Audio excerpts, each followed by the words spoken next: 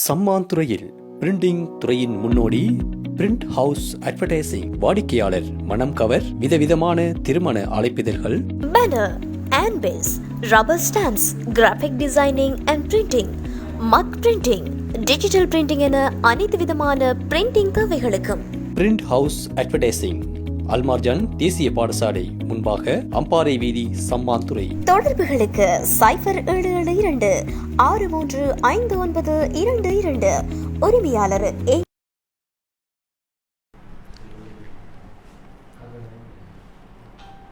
அனைத்து மாணவர்களுக்கும் அஸ்ஸலாமு அலைக்கும், காலை வந்தனங்கள்.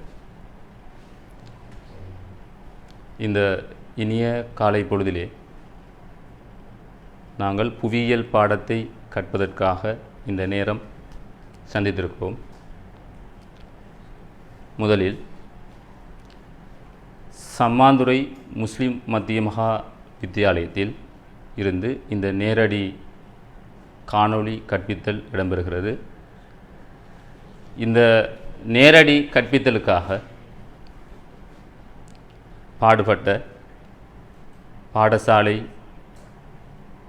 மதிப்புக்குரிய அதிபர் இஸ்மாயில் சில் அவர்களுக்கும், பாடசாலை முகாமைத்துவ குழு நிர்வாகம் அனைவருக்கும் முதலில் நன்றிகளை தெரிவித்தவனாக இந்த பாடப்பிரவேசத்துக்குள் நுழையலாம் என்று நினைக்கிறேன். இந்த நாட்டில் நிலவுகின்ற கொரோனா தொற்று அசாதாரண சூழ்நிலை காலப்பகுதியில் புவியியல் பாடத்தை கற்றுக்கொள்வதில் பல சிரமங்களை எதிர்கொள்கின்ற மாணவர்களுக்காக சம்மாந்துறை முஸ்லிம் மத்திய மகா வித்தியாலயமும் நியூஸ் பிளஸும் இணைந்து வழங்குகின்ற இந்த புவியியல் பாட காணொளி உங்களுக்கு மிகவும் பிரயோசனமான ஒரு காணொளியாக இன்று அமையவிருக்கும். நாங்கள் இன்றைய புவியியல் பாடப்பகுதிக்குள் செய்முறை புவியியலில் நாங்கள் வரைவு தொடர்பாகத்தான் நாங்கள் கற்க இருக்கிறோம். ஏன் இந்த பாடத்தை தெரிவு செய்திருக்கிறோம் என்றால், இந்த பாடம் நிறைய பாடசாலைகளில் மாணவர்களுக்கு கற்பிக்கப்படாத பகுதியாக காணப்படுகிறது, இறுதி பகுதியாக இருக்கிறது. அதே நேரம் இறுதி பரீட்சைக்கு வினாத்தாள் ஒன்றில் இந்த பகுதி கேள்வியாக வர இருக்கிறது, வருகின்ற பகுதியாக இருக்கிறது, MCQ வரக்கூடிய பகுதியாக இருக்கிறது. மேலும் தெரிவு செய்யப்படுகின்ற 4 வினாக்களில் ஒரு வினாவாக இந்த பகுதி வரும், வினாத்தாள் ஒன்றில். எனவே அதற்காக வேண்டி இந்த வரைவு என்கிற பகுதி தெரிவு செய்யப்பட்டிருக்கின்றது. செய்முறை புவியியலில் தேர்ச்சி மட்டம், பாட உள்ளடக்கம், இதனை அடிப்படையாக கொண்டு நாங்கள் நோக்குகின்ற போது தேர்ச்சி மட்டம் 5.4 தரவுகளை பகுப்பாய்வு செய்யவும் விவரணப்படுத்தவும் வரைவு முறைகளை பயன்படுத்துவார். பாட உள்ளடக்கம், வரைவியல் முறைகள். இந்த வரைவு தொடர்பாக மாணவர்கள் முதலாம், அதாவது 12ஆம் வகுப்பிலேயே நீங்கள் அறிந்திருப்பீர்கள், அறிமுகப்படுத்தப்பட்டிருக்கும். அதாவது நாங்கள் செய்முறை புவியியலை கற்க ஆரம்பிக்கின்ற பொழுது செய்முறை புவியியலின் விஞ்ஞான நுட்ப முறைகள் என்று 5 நுட்ப முறைகள் படித்திருப்பீர்கள். நான் ஆரம்ப பகுதியை உங்களுக்கு ஞாபகப்படுத்திவிட்டு இந்த வரைவு என்கிற பகுதிக்குள் வந்தால் உங்களுக்கு இலகுவாக விளங்கக்கூடிய மாதிரி இருக்கும். எனவே அந்த 5 நுட்ப முறைகளையும் நாங்கள் இங்கு அவதானிப்போமாக இருந்தால்,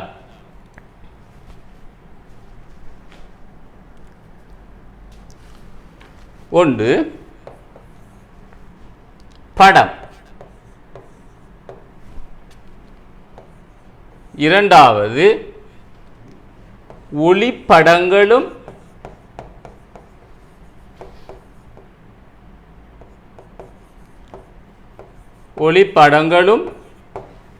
படிமங்களும்,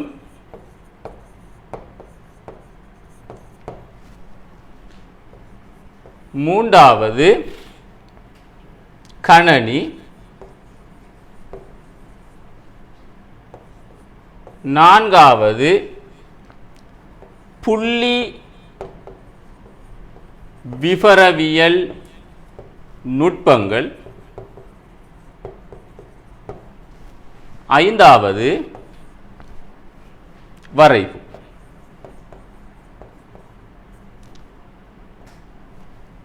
ரைட். எனவே இந்த 5 நுட்ப முறைகள் தொடர்பாக நீங்கள் முதலாம் தர, அதாவது 12ஆம் வகுப்பில் நீங்கள் கற்றிருக்கிறீர்கள். படம் தொடர்பாக கற்றுக்கொள்கின்ற நேரம், படம் என்றால் என்ன, படத்தினுடைய வகைகள் எவ்வாறு இருக்கும், கருப்பொருள் படம், இடவிலக்க படம், கருப்பொருள் படத்தின் நன்மை தீமைகள், எந்த சந்தர்ப்பத்தில் பயன்படுத்தப்படும், இடவிலக்கப்படம், இடவிலக்கப்பட விவரணங்கள் தொடர்பாக நீங்கள் படம் தொடர்பாக கற்றிருக்கிறீர்கள். இரண்டாவது ஒளிப்படங்களும் படிமங்களும். ஒளிப்படங்கள் படிமங்கள் தொடர்பாக நீங்கள் GIS, GPS, ரிமோட் சென்சிங்கில் படித்திருக்கிறீர்கள். கணனி தொடர்பாகவும் அதில் கற்பிக்கப்பட்டிருக்கின்றது. புள்ளி விவரவியல் நுட்பங்கள் நான்காவது. புள்ளி விவரவியல் நுட்பங்கள் தொடர்பாக மாணவர்கள் நீங்கள் மைய நாட்டு அளவைகள், அதே மாதிரி பிரிக்கை அளவீடுகள் தொடர்பாக நீங்கள் இதன் முன்னர் கற்றிருப்பீர்கள். இந்த 4 நுட்ப முறைகளுக்கு அடுத்ததாக வரைவு. இந்த வரைவை பற்றி தான் நாங்கள் இப்பொழுது படிக்க இருக்கிறோம். இந்த 5 நுட்ப முறைகளும் பயன்படுத்தப்படுவதனால்தான் செய்முறை புவியியல் விஞ்ஞானம் என்று அழைக்கப்படுகிறது. எனவே இந்த வரைவு தொடர்பாக நாங்கள் இப்பொழுது பாட பிரதேசத்துக்குள் செல்லுவோம்.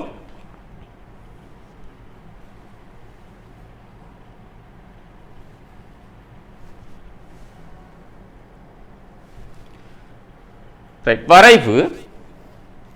வரைவு என்றால் என்னவென்று நாங்கள் முதலில் அவதானித்துக் கொள்ள வேண்டும், தெரிந்து வைத்துக் கொள்ள வேண்டும். அளவறியும் முறையிலான தரவுகளை புலக்காட்சி முறை மூலம் முன்வைக்கும் முறையொன்றாக வரைவுகளை குறிப்பிடலாம். எண்ணாலான தரவுகள் மற்றும் தகவல்களை காட்டுவதற்கும் அவற்றை எளிதாக விளங்கிக் கொள்வதற்கும் வரைவுகள் பயன்படுத்தப்படும். மாணவர்களாகிய நீங்கள் ஒன்றை விளங்கிக் கொள்ள வேண்டும். வரைவு என்பது எண் வடிவிலான தரவை புலக்காட்சிப்படுத்துவதற்காக பயன்படுத்தப்படுகின்ற ஒரு முறையாக இருக்கிறது. ஒரு ஆய்வாளர் தன்னுடைய ஆய்வுக்கு சேகரித்துக் கொண்ட தரவுகளை எளிதாக விளங்கப்படுத்துவதற்காக, விளக்கம் கொடுப்பதற்காக பயன்படுத்துகின்ற ஒரு முறையாகத்தான் இந்த வரைவு காணப்படுகிறது.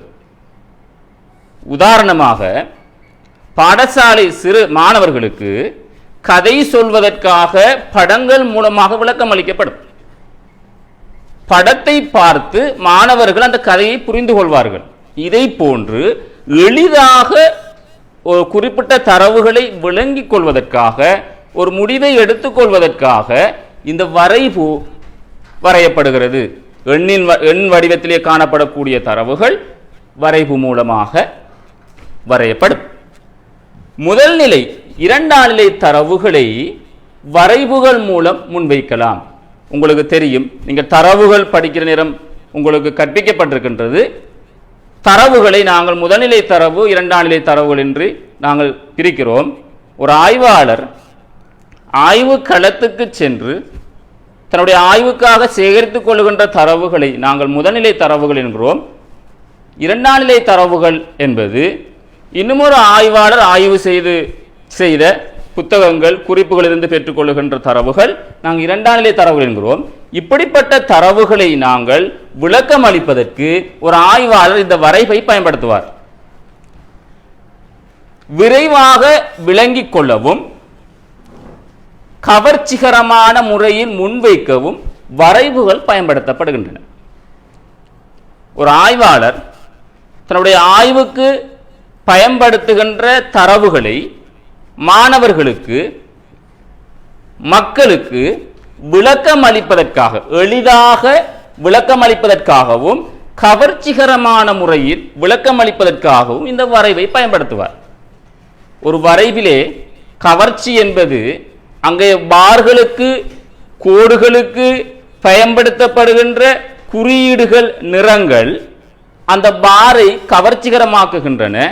தரவுகளை இலகுவாக விளக்கம் கொடுக்கக்கூடியதாகவும் அந்த வரைவுகள் அமையும். ஐந்தாவதாக தரவு பரம்பல் ஒன்றுக்கு புலக்காட்சி படிமம் ஒன்றினை வழங்குவதன் மூலம் விளக்கத்தினை வழங்குவது இலகுவாக இருக்கும். எனவே தரவு தரப்பட்ட எடுக்கப்பட்ட முதல்நிலை தரவு இரண்டாம் நிலை தரவுகளை நாங்கள் வரைவு மூலமாக புலக்காட்சிப்படுத்துகிறோம். இந்த வரைவு மூலமாக புலக்காட்சிப்படுத்தப்படுவதனால் என்ன செய்யப்படுகின்றது? விளக்கம் இலகுவாக அமைகின்றது.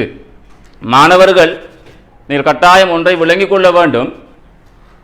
நாங்கள் இங்கு படிப்பிக்கப்படுகின்ற பொழுது தேவையான குறிப்புகளை நீங்கள் எடுத்துக்கொண்டீங்களாக இருந்தால் உங்களுக்கு இலகுவாக இருக்கும்.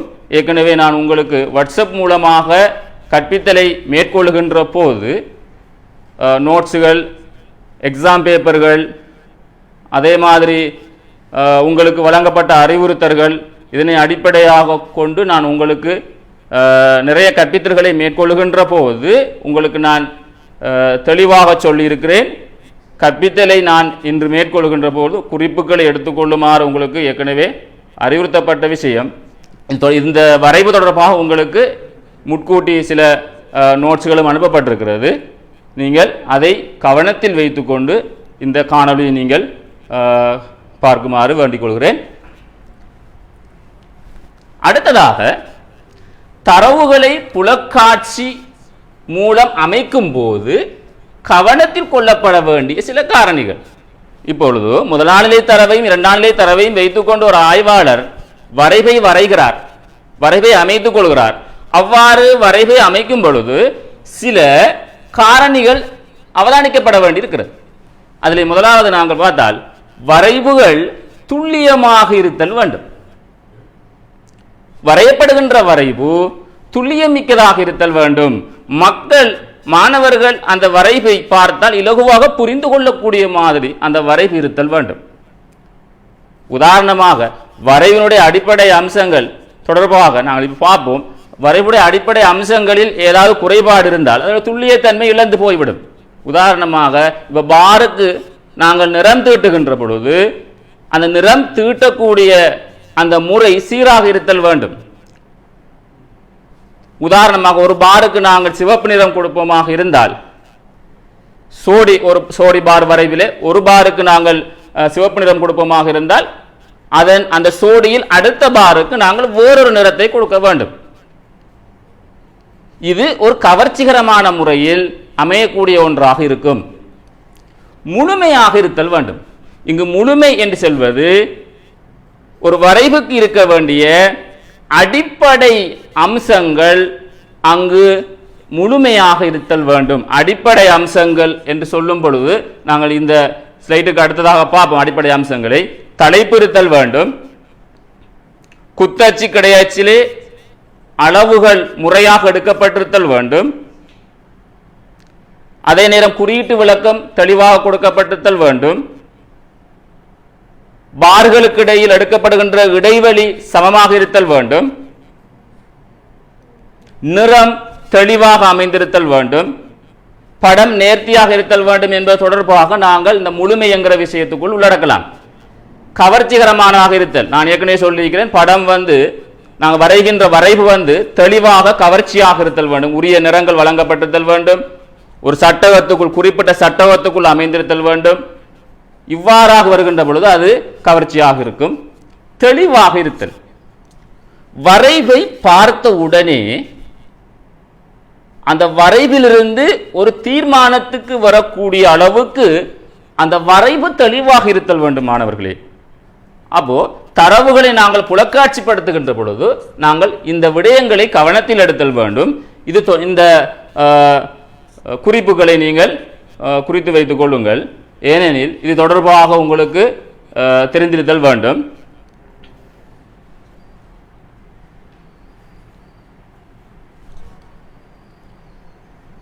அடுத்தது வரைவு வகைகள்.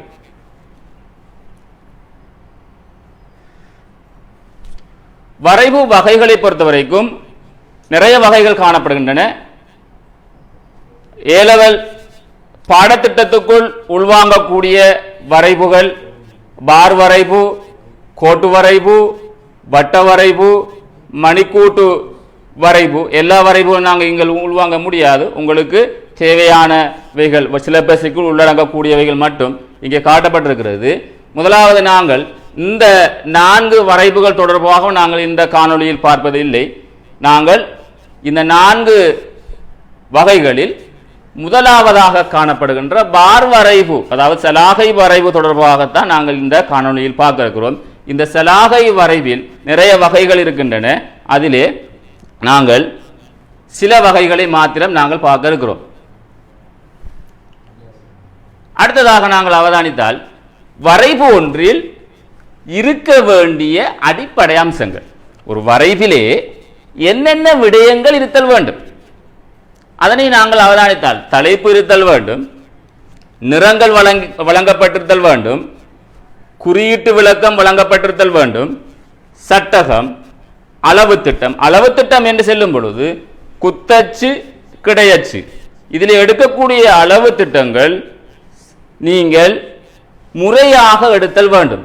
ஏனெனில் இந்த அளவு திட்டம் நான் ஏன் சொல்லுகிறேன் என்று சொன்னால், இந்த அளவு திட்டம் பிழைக்குமாக இருந்தால், பிழையாக நீங்கள் வழங்குவீர்களாக இருந்தால் வரைவுக்குரிய முழு புள்ளிகளையும் நீங்கள் இழக்க வேண்டிய சந்தர்ப்பமாக அமையலாம். இந்த வரைவை நீங்கள் வரைவதற்கு கட்டாயம் நீங்கள் வரைவு தாளொன்றை எடுத்துக்கொள்வது மிகச் சிறந்ததாக இருக்கும். இவ்வாறான ஒரு வரைவை நீங்கள் வரைந்து கொள்வதாக இருந்தால் நீங்கள் வரைவு தாளை பயன்படுத்தினால் மிகவும் சிறப்பானதாக இருக்கும். நிறைய மாணவர்களை நாங்கள் கண்டிருக்கிறோம். என்னவென்று சொன்னால், மாணவர்கள் இந்த வரைவதற்கு வரைவு தாளை பயன்படுத்துவது மிக குறைவாக இருக்கிறது. வரைவு தாளை ஏன் பயன்படுத்த வேண்டும் என்று சொல்கிறேன் சொன்னால், வரைவு நேர்த்தியானதாக இருக்கும். அளவு திட்டங்களை இலகுவாக எடுத்துக்கொள்ளலாம். குத்தச்சு கிடையச்சு அளவு திட்டங்களை இலகுவாக எடுத்துக்கொள்ளலாம். அதில் இருக்கக்கூடிய பெட்டிகளை எண்ணி நீங்கள் அளவு திட்டத்தை அமைத்துக் கொள்ளலாம். அதற்காக வேண்டி நீங்கள் வரைவு தாளை பயன்படுத்தி கொள்ளுங்கள். அடுத்ததாக தரவு மூலாதாரம். இந்த தரவு மூலாதாரம் என்று சொல்வது ஒரு வரைவின் ஆக அடிப்பகுதியில் மூலம் என்று குறிக்கப்பட்டிருக்கும். அதாவது நீங்கள் இந்த தரவு மூலாதாரம் தொடர்பாக நீங்கள் ஏற்கனவே தரவுகள் படிக்க நேரம் படித்திருப்பீர்கள். ஒரு ஆய்வுக்காக பெற்றுக்கொள்ளுகின்ற தரவு எங்கிருந்து பெறப்படுகின்றதோ அதை நாங்கள் தரவு மூலாதாரமாக எடுத்துக்கொள்வோம். உதாரணமாக வளிமண்டல திணைக்களத்தின் அறிக்கைகள், மத்திய வங்கியின் ஆண்டு அறிக்கைகள், இதெல்லாம் தரவு மூலாதாரமாக எடுத்துக்கொள்ளப்படுகின்றது. உதாரணமாக சொல்கிறேன். ரைட். இப்போ அவதானித்துக் கொள்ளுங்கள், வரைவு வரையும் போது வரைவு வரையும் முறை மற்றும் வரைவின் அடிப்படை அம்சங்களுக்கு புள்ளிகள் வழங்கும் திட்டம். எவ்வாறு உங்களுக்கு பரீட்சை விடைத்தாள் திருத்துகின்றவர்கள் எவ்வாறு அந்த வரைவுக்கு புள்ளி வழங்குகின்றார்கள் என்பதை நாங்கள் அவதானிப்போமாக இருந்தால், தலைப்பு, அளவு திட்டம், மூலம், பார் வரைவு அமைத்தலில் 4 விடயங்கள் இருக்கின்றன.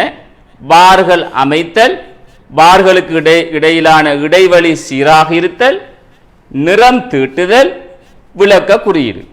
இவ்வளவு விடயங்களை மையப்படுத்தி புள்ளிகள் வழங்கப்படுகின்றன. முதலாவது நாங்கள் பார்ப்போம் அளவு திட்டம். அளவு திட்டம் குத்தச்சில் கிடையச்சில் அளவுகளை குறிப்பதற்கு வழங்கப்படுகின்ற புள்ளி ஒரு புள்ளி. குத்தச்சுக்கு அரைப்புள்ளியும் கிடையச்சுக்கு அரைப்புள்ளியும் வழங்கப்படும். எனவே இந்த அளவு திட்டம் சீராக இருத்தல் வேண்டும். இந்த அளவு திட்டம் சீராக இருக்க வேண்டும் என்பதற்காக வேண்டித்தான் நான் உங்களை வரைவுத்தாளை பயன்படுத்துங்கள் என்று சொல்கிறேன். ஒவ்வொரு அளவுக்கிடையிலே நீங்கள் 5 பெட்டிகள் இடைவெளி எடுப்பீர்களாக இருந்தால், குத்தச்சில் 5 பெட்டிகள் இடைவெளி எடுப்பீர்களாக இருந்தால், அந்த குத்தச்சில் அந்த அளவுகள் முடியும் வரைக்கும் நீங்கள் 5 பெட்டிகள் தான் இடைவெளி எடுக்க வேண்டும். கிடை அச்சில் நீங்கள் 10 பெட்டிகள் இடைவெளி எடுப்பீர்களாக இருந்தால் எல்லா வகுப்புகளுக்கும் நீங்கள் 10 பெட்டிகள் இடைவெளி எடுக்க வேண்டும். அந்த அளவு திட்டம் சீராக இருத்தல் வேண்டும். எனவே அதற்காக ஒரு புள்ளி வழங்கப்படுகிறது. தலைப்பு நீங்கள் முறையாக எழுதியிருப்பீர்களாக இருந்தால் தலைப்புக்கு ஒரு புள்ளி வழங்கப்படும். தலைப்பு என்று சொல்வது மாணவர்களே, உங்களுக்கு எக்ஸாம் பேப்பரில் தலைப்பு தரப்படும். தரவு தொகுதிக்கு மேல் என்ன தரவு என்பது தொடர்பாக தலைப்பு தரப்படும். அந்த தலைப்பை நீங்கள் வரைவுக்கு மேல் எழுதி கொள்ள முடியும். அடுத்தது மூலம். மூலம் என்பது நான் ஏற்கனவே சொன்ன மாதிரி தரவு மூலாதாரம், அதற்கு ஒரு புள்ளி வழங்கப்படும். சில சந்தர்ப்பங்களில் இந்த மூலம் என்பதற்கு புள்ளி வழங்காமல் வேறு ஒன்றுக்கு புள்ளி வழங்குவார்கள், அதாவது சட்டகத்துக்கு வழங்குவார்கள். சென்ற கடைசி பரீட்சையிலே 2019ஆம் ஆண்டு திருத்தப்பட்ட விடைத்தாள் மதிப்பீட்டிலே மூலம் என்பதற்கு புள்ளி வழங்கவில்லை. சில நேரங்களில் மூலத்துக்கு வழங்குவார்கள். சில கடந்த காலங்களில் சில பரீட்சைகளில் மூலம் என்பதற்கு புள்ளி வழங்கப்பட்டிருந்தது. அடுத்தது பார் வரைவு அமைத்தல். பார் வரைவு அமைத்தல் என்பதற்கு 4 விடயங்கள் அதனால் உள்வாங்கப்படுகின்றன. ஒன்று, பார்கள் அமைத்தல். பார்களை அமைக்கும் போது நேர்த்தி காணப்படுதல் வேண்டும். நீங்கள் பார் வரைவை நான் இங்கே சுட்டி காட்டியிருப்பது காரணம் என்ன, நாங்கள் இன்றைக்கு பார் வரைவு மாத்திரம் பார்க்க இருப்பதால் பார் வரைவை நான் இங்கே குறித்திருக்கிறேன். சில நேரம் கோடுகள் மூலமான வரைவுகள் வருகின்ற பொழுது கோடுகள் நேர்த்தியாக இருத்தல் வேண்டும், அதுக்கு 2 புள்ளி வழங்கப்படும். அப்போ பார்கள் நாங்கள் நேர்த்தியாக சீராக வரைகின்ற பொழுது அதுக்கு 2 புள்ளி வழங்கப்படும். பார்களுக்கு இடையிலான இடைவெளி சீராக இருத்தல் வேண்டும். ஒவ்வொரு பாருக்கு இடையிலான இடைவெளி சீராக இருத்தல் வேண்டும், அதுக்கு 1 புள்ளி வழங்கப்படும். நிறத்தை நீங்கள் முறையாக தீட்டீர்களாக இருந்தால், முறையாக வழங்குவீர்களாக இருந்தால் அதற்கு 1 புள்ளி வழங்கப்படும். விளக்க குறியீடுக்கு 1 புள்ளி வழங்கப்படும். அதை நாங்கள் அடுத்த ஸ்லைடில் பார்ப்போம், அதை எப்படி என்று சொல்லி அவதானித்துக் கொள்ளுங்கள். இங்கே தலைப்பு வழங்கப்பட்டிருக்கிறது. இது ஒரு மாதிரி வரை போன்று. மொத்த உள்நாட்டு உற்பத்தியின் உள்ளடக்கம் துறை ரீதியாக 2006 தொடக்கம் 2011. இது தலைப்பு. இந்த தலைப்பு உங்களுக்கு தரவு தொகுதியில் தரப்படும். அந்த தலைப்பை தான் இங்கே வழங்கப்பட்டிருக்கிறது. அதுக்கு வழங்கப்படும் புள்ளிகள் 1 புள்ளிகளாக இருக்கும். அடுத்தது குத்தச்சு கிடையச்சு. குத்தச்சு கிடையச்சுக்கு அளவு திட்டங்கள் முறையாக இருக்குமாக அதுக்கு 1 புள்ளி வழங்கப்படும். இதுக்கு அரைப்புள்ளிகள், இதுக்கு அரைப்புள்ளிகள் வழங்கப்படும். பார்களுக்கு இடையிலான இடைவெளிகள் முறையாக இருக்குமாக இருந்தால் அதற்கு 1 புள்ளி வழங்கப்படும். பார்களுக்கு முறையாக நிறந்தீட்டப்பட்டிருக்குமாக இருந்தால் அதுக்கு 1 புள்ளி வழங்கப்படும்.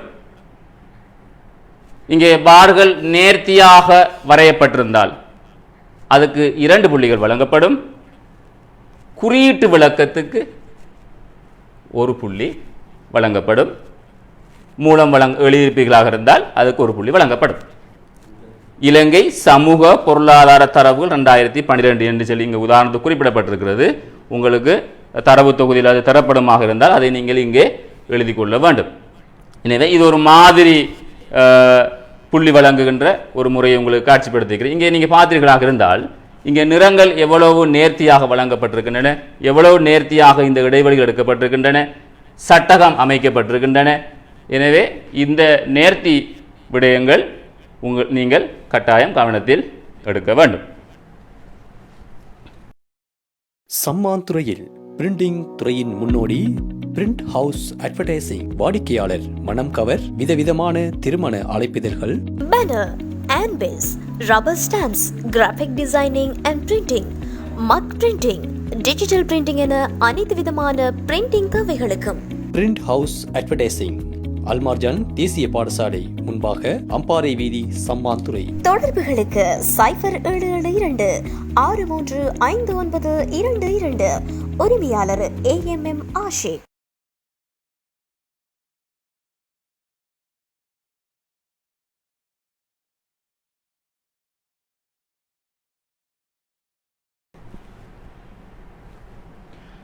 மாணவர்களாகிய நீங்கள் இந்த நேரலை வகுப்பை ஃபேஸ்புக் வசதியினூடாக பார்க்கின்ற ஒரு சூழ்நிலை உங்களுக்கு கிடைக்காவிட்டால் நீங்கள் வெப்சைட்டினூடாக பார்க்க முடியும்.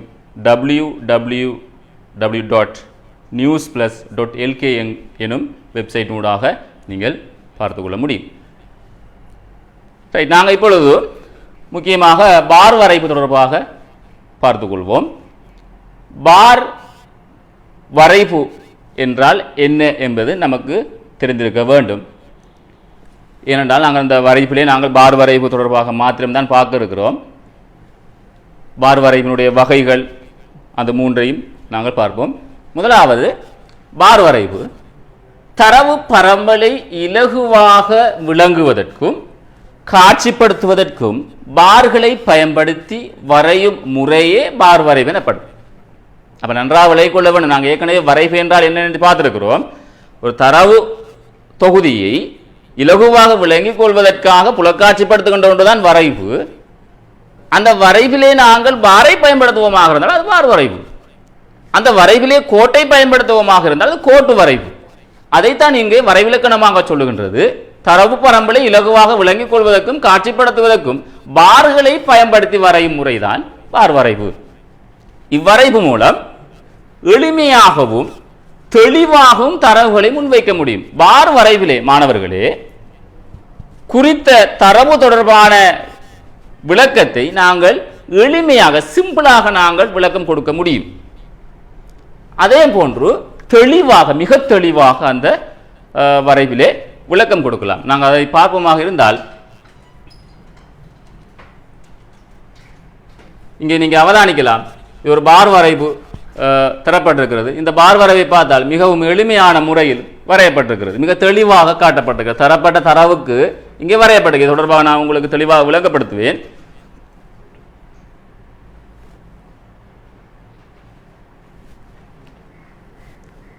மூன்றாவதாக பார் வரைவு தொடர்பாக நாங்கள் அவதானிக்கும் பொழுது இம்முறை குத்தான அல்லது நிரல் வரைவுகள் எனவும் அழைக்கப்படும். இந்த வரைவை நாங்கள் பார் வரைவினை நிரல் வரைவு என்று சொல்லி அழைக்கப்படும், குத்தான வரைவுகள் என்று சொல்லி அழைக்கப்படும். எனவே வரைவுகள் பார் வரைவை பொறுத்த வரைக்கும் இவ்வாறான பெயர்கள் வழங்கப்படுகின்றன. ரைட், இப்பொழுது நாங்கள் இந்த பார் வரைவினுடைய வகைகள் தொடர்பாக பார்ப்போம். இந்த பார் வரைவு எதற்காக பயன்படுத்தப்படும்? இதை உங்களுக்கு MCQக்கு உள்ளடக்கக்கூடிய பகுதியாக இருக்கும். ஒரு வரைவு எதுக்கு எப்படிப்பட்ட தரவுகளுக்கு பயன்படுத்தப்படும் என்று சொல்லி கேட்கப்படும். சில சந்தர்ப்பங்களில் பிரதான கேள்விக்கும் வரும். எனவே அதை நாங்கள் பார்ப்போமாக இருந்தால் முதலாவது பார் வரைவுடைய வகைகளில் எளிய பார் வரைவு, இதை நாங்கள் சாதாரண பார் வரைவு என்று கூட சொல்லுவோம். இந்த சாதாரண பார் வரைவு எதற்கு பயன்படுத்தப்படும் என்று சொன்னால் காலநிலை தரவுகள், வெப்பநிலை, மழை வீழ்ச்சி இதற்கு பயன்படுத்தப்படும். சனத்தொகை தரவிலே பருமனுக்கு பயன்படுத்தப்படும். சனத்தொகை பருமன் காட்டுவதற்காக பயன்படுத்தப்படும். உதாரணமாக இலங்கையினுடைய மாவட்டங்களிலே கொழும்பு, கம்பஹா, களுத்துறை, அம்பாறை இது போன்ற மாவட்டங்களில் காணப்படுகின்ற சனத்தொகை அளவுகள் பருமனை காட்டுவதற்கு இந்த எளிய பார் பயன்படுத்தப்படுகின்றன. இதனை நீங்கள் தெளிவாக சாதாரண தர புவியியல் புத்தகத்திலே தெளிவாக பார்க்க முடியும்.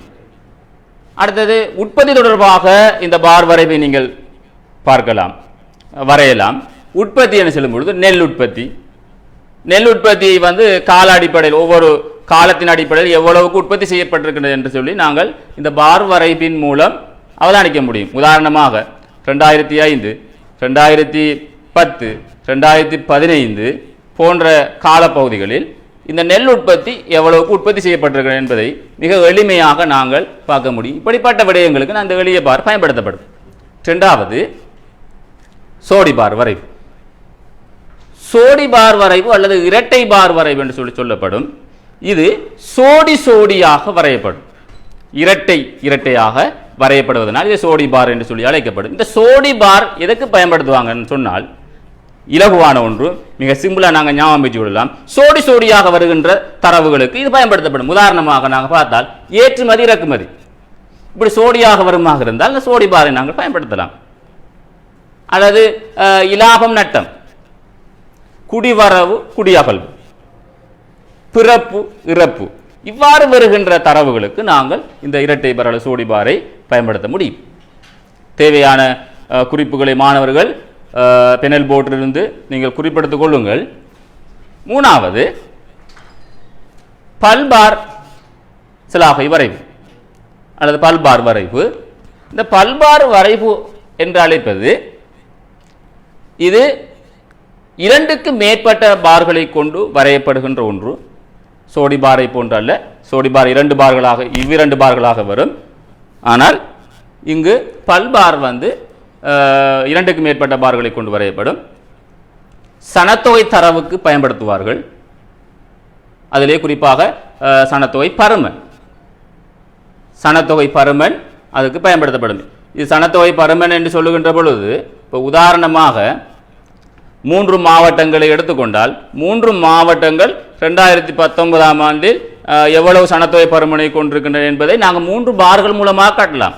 உதாரணத்துக்கு கொழும்பு, கம்பகா, களுத்துறை இது 3 மாவட்டங்களை உள்ளடக்கியது. 3 மாவட்டங்களுக்கும் 3 பார்கள் வரும். 2019ஆம் ஆண்டுக்கு 3 பார்கள் வரைவும். அப்ப ஒரு ஆண்டை ஒரு காலத்துக்கு 3 பார்கள் வருகின்ற பொழுது நாங்கள் பல்பார்கள் என்று சொல்லுவோம். இப்படி ஒவ்வொரு காலத்துக்கும் நாங்கள் சொல்லலாம். 2015, 2016, 2017, 2018, 2019. அப்போ ஒவ்வொரு காலத்துக்கும் 3 பார்கள் வரும். சில நேரம் நாங்கள் 4 மாவட்டங்கள் இருக்கலாம், 5 மாவட்டங்கள் இருக்கலாம். இதைத்தான் நாங்கள் பல்பார் என்று சொல்வோம். அடுத்தது காலநிலை தரவு. இந்த காலநிலை தரவு என்று சொல்லுகின்ற பொழுது வெப்பநிலைக்கு பயன்படுத்த முடியும், மழை வீழ்ச்சி இது போன்றதுக்கு பயன்படுத்தலாம். நான் ஏற்கனவே சொன்ன உதாரணத்தை போன்று இதுக்கும் வரும். அடுத்த உற்பத்தி என்று சொல்லும் பொழுது நெல் உற்பத்தியை சொல்லலாம், பெருந்தோட்ட பயிர்ச்செய்கை சொல்லலாம், தேயிலை, ரப்பர், தென்னை இது போன்ற உற்பத்திகள். அப்ப இதுக்கெல்லாம் நாங்கள் பல்பார் மிக பிரயோஜனமாக இருக்கும். நிலப்பரப்பு, சுற்றுலா தரவுகளை பொறுத்த வரைக்கும் நீங்கள் மாட புவியியலிலே உங்களுக்கு வாட்ஸ்அப்பூடாக கற்பிக்கப்பட்டது. இந்த சுற்றுலா தரவுகள் என்று சொல்லுகின்ற பொழுது, இப்போ உதாரணமாக 2010 2015 வரையான காலப்பகுதியில் வருகை தந்த சுற்றுலா பயணிகள் தொடர்பாக நாங்கள் வரைகின்ற பொழுது, இந்த பல்பார் மூலமாக வரைகின்ற பொழுது நாங்கள் 3 கண்டங்களிலிருந்து வருகை தந்தவர்களை காட்டலாம், இடத்தின் அடிப்படையில் காட்டலாம். அதே மாதிரி 3 நாடுகளிலிருந்து வருகை தந்தவர்களை காட்டலாம். இவ்வாறு அது காட்டப்பட்டிருக்கின்றது. நாங்கள் அந்த சுற்றுலா தரவுக்கும் இது மிகவும் பொருத்தமானதாக இருக்கும். இத்தரவுகள் காலம், இடம் போன்றவற்றை பொறுத்து 3 அல்லது அதற்கு மேற்பட்ட பார்களை கொண்டு காட்டப்படும். ஒரு வரைவிலே காலம் தெளிவாக காட்டப்படும், இடம் காட்டப்படும். இந்த காலத்துக்கும் இடத்தையும் பொறுத்து அந்த பார் வரைவுகள் காட்டப்படும். அதாவது கிடையச்சில் ஒரு காலத்துக்கோ அல்லது இடத்துக்கோ 3 அல்லது அதற்கு மேற்பட்ட பார்களை கொண்டு காட்டப்படும்.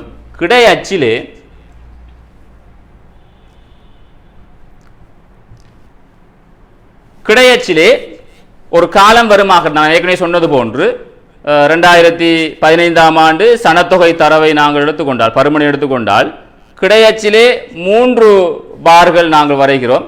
கிடையச்சில் 2015ஆம் ஆண்டு குறித்ததுக்கு பிறகு களுத்துறை, கம்பகா, கொழும்பு என்று சொல்லி குறிக்கப்படும். களுத்துறை, கம்பகா, கொழும்பு என்பது இடம் சார்ந்த தரவாக இருக்கிறது.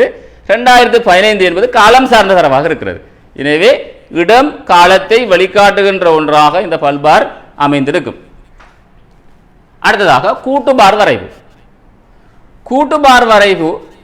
இந்த கூட்டுபார் வரைவு ஏற்றுமதிக்கு பயன்படுத்தப்படும்.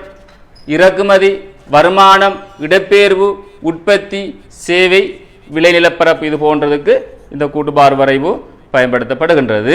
இந்த கூட்டுபார் தொடர்பாக கூம்பகபார் தொடர்பாக நாங்கள் இந்த காணொலியில் பார்க்க மாட்டோம்.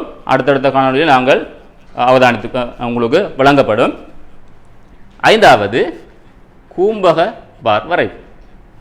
கூம்பக பார் வரைவு குடித்தொகை கட்டமைப்பு, அதாவது ஆண் பெண் தொடர்பான குடித்தொகை கட்டமைப்புக்கு இந்த கூம்பக பார் வரைவு உங்களுக்கு வரைந்து கொள்ள முடியும்.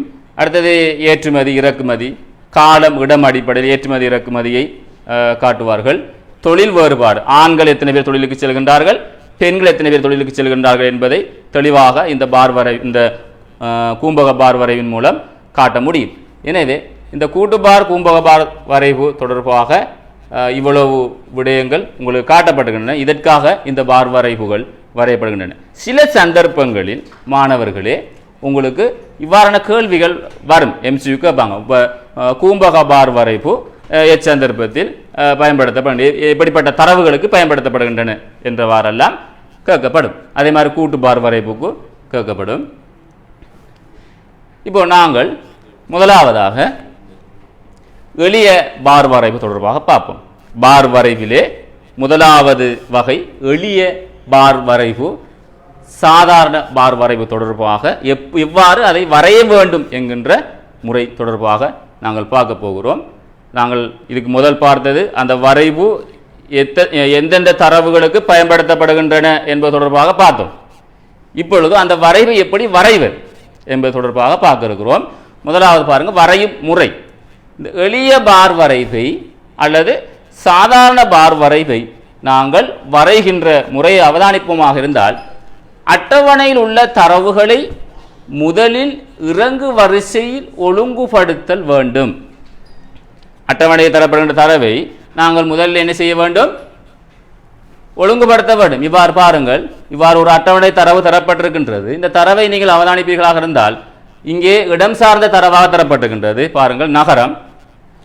உலகில் 20 மில்லியனுக்கு மேற்பட்ட மக்களை கொண்ட பெருநகரங்கள் தரப்பட்டிருக்கின்றன. 2012ஆம் ஆண்டு தரவு. அதிலே நகரங்கள் தரப்பட்டிருக்கின்றன. டோக்கியோவிலிருந்து ஷாயப்போலோ வரைக்கும் தரவுகள் தரப்பட்டிருக்கின்றன. இந்த தரவு மாணவர்களே இடம் சார்ந்த தரவாக இருக்கின்றது. அதே நேரம் காலத்தையும் காட்டி நிற்கின்றது. 2015ஆம் ஆண்டுக்குரிய தரவாக இது அமைந்திருக்கின்றது. நகரங்கள் தரப்பட்டிருப்பதால் இதை நாங்கள் இடம் சார்ந்த தரவு என்று சொல்கிறோம். இதில் நீங்கள் பார்த்தீங்களா இருந்தால் டோக்கியோ 37.8 மில்லியன் மக்களை கொண்டிருக்கிறது. அதிலிருந்து படிப்படியாக தரவு இறங்கு வரிசைப்படுத்தப்பட்டிருப்பதை நாங்கள் பார்க்கலாம். ஷாயப்போலோவுக்கு பார்த்தீங்கன்னா 20.3 இருக்கிறது.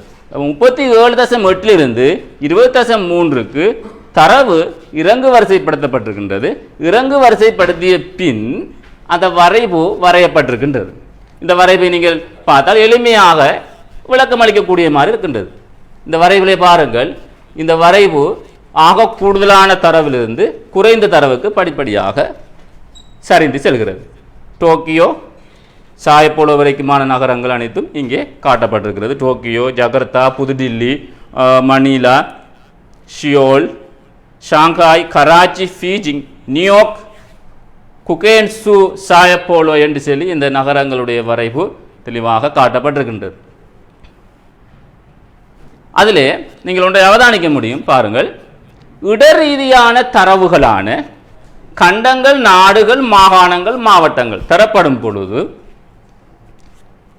பொழுதும் தானியம், மீன்கள், இறைச்சி வகை, விலங்குணவு, மருந்து வகை போன்ற ஏனையவை வகுப்புகளாக தரப்படும் போதும் வரிசையில் ஒழுங்குபடுத்தல் வேண்டும். அதாவது இதில் என்ன சொல்லப்பட்டிருக்கிறது சொன்னால் நன்றாக விளங்கிக் கொள்ளுங்கள். இடரீதியான தரவுகள் உங்களுக்கு தரப்படுமாக இருந்தால் நீங்கள் இறங்கு வரிசையில் நீங்கள் அதை ஒழுங்குபடுத்த வேண்டும். அல்லது வகுப்புகளாக தரப்படுமாக இருந்தால் அதை நீங்கள் இறங்கு வரிசையில் ஒழுங்குபடுத்த வேண்டும். உதாரணமாக இடரீதியான தரவு என்று சொல்லும் பொழுது நாங்கள் இலங்கையில் இருக்கக்கூடிய மாவட்டங்களை எடுக்கலாம், மாகாணங்களை எடுக்கலாம், அதே மாதிரி கண்டங்களை எடுத்துக்கொள்ளலாம், நாடுகளை எடுக்கலாம். இது தொடர்பான தரவுகள் இடம் சார்ந்த தரவுகள். பொதுவாக மாணவர்களாகிய நீங்கள் விளங்கிக் கொள்ளுங்கள் என்னவென்றால், நம்முடைய சிலபஸ் முழுக்க இடம் காலம் தொடர்பாகத்தான் நோக்கப்படுகிறது. தரவுகள் அனைத்தும் இடத்தையும் காலத்தையும் அடிப்படையாக வைத்து விளக்கம் கொடுக்கப்படுகிறது. எனவே இந்த இடம் தொடர்பாக வருகின்ற தரவுகள், நான் இப்போ உதாரணத்துக்கு நகரங்கள் தொடர்பாக உங்களுக்கு விளக்கம் அளித்திருந்தேன். நகரங்கள் தொடர்பாக தரவுகள் வருகின்ற பொழுது அது இறங்கு வரிசைப்படுத்தப்படுகின்றன. மாவட்டங்கள் தொடர்பான இடம்சார் தரவாக இருக்கிறது, மாவட்டங்கள் தொடர்பான தரவுகள் வருகின்ற பொழுது அது இறங்கு வரிசைப்படுத்தப்படும். கண்டங்கள் தொடர்பான தரவுகள் வருகின்ற பொழுது இறங்கு வரிசைப்படுத்தப்படும். நாடுகள் தொடர்பாக வருகின்ற பொழுது இறங்கு வரிசைப்படுத்தப்படும். இதே இது இடம்சார் தரவு, இடம்சார் தரவை அவ்வாறு செய்ய முடியும்.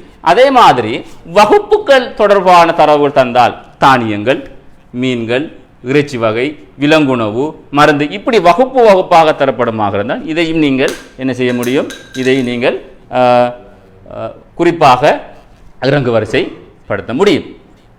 அதே நேரம் நீங்கள் பார்ப்பீராக இருந்தால் காலம், காலம் அடிப்படையில் ஆண்டுகள் தரப்படுமாயின் ஒழுங்குபடுத்த அவசியமில்லை. காலம் அடிப்படையில் செல்கின்ற பொழுது 2010, 2011, 2012, 2013, 2016, 2015 என்று சொல்லி இவ்வாறு கால அடிப்படையில் தரவுகள் தரப்படுமாக இருந்தால் அந்த தரவுகளை நீங்கள் ஒழுங்குபடுத்த தேவையில்லை, ஒழுங்குபடுத்த கூடாது.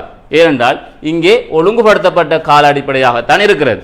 அதே போன்று ஜனவரி, பிப்ரவரி, மார்ச், ஏப்ரல் இவ்வாறு கால அடிப்படை தரப்படுகின்ற பொழுதும் இதுவும் ஒழுங்குபடுத்தப்பட்டதாக இருக்கிறது. இதை நீங்கள் என்ன செய்ய முடியாது, நீங்கள் ஒழுங்குபடுத்த முடியாது. இது ஒழுங்குபடுத்தப்பட்டது, இயல்பாக ஒழுங்குபடுத்தப்பட்டது. அடுத்ததாக கூடிய பெறுமதியையும் குறைந்த பெறுமதியையும் கவனத்தில் கொண்டு அளவு திட்டத்தை எடுத்தல் வேண்டும். உங்களுக்கு தெரியும், நாங்கள் ஒழுங்குபடுத்துகின்றோம் தரவை, அதிலே கூடிய பெறுமதியையும் குறைந்த பெறுமதியையும் இலகுவாக இனம் கண்டுகொள்வோம். அதற்கு ஏற்றாப்போல் நாங்கள் அளவு திட்டத்தை எடுக்க வேண்டும். அளவு திட்டத்தை எடுப்பதற்கு கட்டாயம் மாணவர்கள் வரைவுத்தாளை பயன்படுத்த வேண்டும் என்பதை நான் மீண்டும் வலியுறுத்துகிறேன். இங்கே நீங்க பார்த்தால், இங்கே பாருங்கள், கூடிய பெறுமதியையும் குறைந்த பெறுமதியையும் கவனத்தில் கொண்டுதான் இங்கே அளவு திட்டம் எடுக்கப்பட்டிருக்கின்றது. கூடிய பெறுமதியை பாருங்கள் 37.8. எனவே குத்தச்சிலே 38 வரைக்கும் முழுமைப்படுத்தப்பட்ட அளவாக இங்கே எடுக்கப்பட்டிருக்கின்றது. எனவே இந்த கூடிய தரவு குறைந்த தரவு கவனத்தில் எடுக்கப்பட்டுதான் நீங்கள் குத்தச்சு கிடையச்சை தீர்மானித்தல் வேண்டும். அடுத்தது, கூடிய பெறுமதியை அடிப்படையாக கொண்டு குத்தச்சில் அளவு திட்டத்தை வரைந்து கிட்டிய முழு எண்ணுக்கு அமைத்தல். நான் இப்ப சொன்ன மாதிரி 37.8 என்கிறது தசம அடிப்படையில் வந்த தரவாக இருக்கிறது டோக்கியோவினுடைய மக்கள் தொகை. எனவே இங்கே நாங்கள் எடுக்கின்ற பொழுது 38 வரைக்கும் முழுமைப்படுத்தப்பட்ட தரவாக காணப்படுகின்றது. அடுத்ததாக அளவுகள் பூஜ்ஜியத்திலிருந்து ஆரம்பித்தல் வேண்டும். குத்தச்சிலே நாங்கள் எடுக்கின்ற அளவுகள் பூஜ்ஜியத்திலிருந்து ஆரம்பித்தல் வேண்டும். நிறைய மாணவர்கள் பேப்பர் திருத்தப்படுகின்ற பொழுது நாங்கள் அவதானிக்கிற விஷயமாக இருக்கிறது என்னன்னு சொன்னால், பூஜ்ஜியம் போடுவதற்கு மறந்து போகின்றார்கள். எவ்வளவுதான் நாங்கள் வரைவை நேர்த்தியாக வரைந்தாலும் சில மாணவர்கள் அப்படி பிழைகள் விடுகின்றார்கள். வரைவு வரைகின்ற பொழுது இதில் அவதானிக்கப்பட வேண்டும். அளவுகள் பூஜ்ஜியத்திலிருந்து ஆரம்பித்தல் வேண்டும். இங்கே பார்த்தீங்கன்னா அளவு திட்டத்திலே குத்தச்சிலே பூஜ்ஜியத்திலிருந்து ஆரம்பிக்கின்றது. அடுத்தது, கிடையச்சில் காலம் அல்லது பொருட்கள், சேவைகள், குத்தச்சில் பெறுமதியையும் குறித்தல். கிடையச்சிலே காலங்கள் குறிக்கப்படுதல் வேண்டும், அல்லது பொருட்கள், சேவைகள் போன்ற வகுப்புகள் குறித்தல் வேண்டும். இதில் பார்த்தீங்களாக இருந்தால் இங்கே வகுப்பாக பிரிக்கப்பட்டுகின்றது. இங்கே நகரங்கள் காட்டப்பட்டிருக்கின்றது. சில நேரங்களில் இங்கே ஆண்டுகள் குறிக்கப்படும். இப்படியான தன்மைகள் இங்கே இருக்கும். கிடையச்சிலே குத்தச்சிலே தொகை இருக்கும். குத்தச்சிலே தொகை காணப்படும். சம அளவு தடிப்பை கொண்டு பார்கள் அமைந்திட வேண்டும். இது மிக முக்கியமானது. மாணவர்கள் பார் வரைவு வரைகின்ற பொழுது நீங்கள் இந்த வரைவு தாளிலே வரைகின்ற பார்கள் சம அளவுடையதாக இருத்தல் வேண்டும். இங்கே நீங்க பார்த்தீர்களாக இருந்தால் இங்கே நான் ஒவ்வொரு பாருக்கும் 5 பட்டியல் எடுத்திருக்கிறேன். அப்ப இது உங்களுக்கு வரைவு தாளில் மாத்திரம்தான் இது சரியாக வரும். சாதாரணமான தாளில் வரைகின்ற பொழுது அந்த நேர்த்தி சில நேரம் உங்களுக்கு இல்லாம போகும். எனவே வரைவுத்தாள் கட்டாயம் நீங்க பயன்படுத்த வேண்டும். அப்பொழுதுதான் அந்த பார் சம அளவுடையதாக இருக்கும். இங்கே நீங்க பார்த்தால் இந்த பாருடைய அமைப்பை பாருங்கள், ஒவ்வொரு பாரும் சமமான அளவுடையதாக காணப்படுகிறது. அடுத்தது, ஒவ்வொரு பாருக்கு இடையிலும் சம இடைவெளி விட்டு வரைதல் வேண்டும். நீங்க எடுக்கின்ற அந்த இடைவெளி சமமாக இருத்தல் வேண்டும். இங்கே வரையப்பட்ட இந்த வரைவிலே ஒவ்வொரு பார் இடையிலே சமமான இடைவெளி எடுக்கப்பட்டிருக்கின்றது. 5 பெட்டிகள் சம இடைவெளி எடுக்கப்பட்டிருக்கின்றது. எனவே நாங்கள் இங்கே உங்களுக்கு காட்டிய இந்த பாரை பார்த்தால் ஒவ்வொரு பாருக்கு இடையிலேயும் சமமான இடைவெளி இருத்தல் வேண்டும். இடைவரையம் வரைவது போன்று இந்த பாரை வரையக்கூடாது. இடைவரையம் வரைவதற்கு நீங்கள் பாரை சேர்த்து வரைய வேண்டும், இடைவெளி விடக்கூடாது. இந்த இடைவரையத்திலே நீங்கள் பாருக்கு எடுக்கின்ற அளவினுடைய அரைவாசி இடைவெளி இங்கே இருத்தல் வேண்டும்.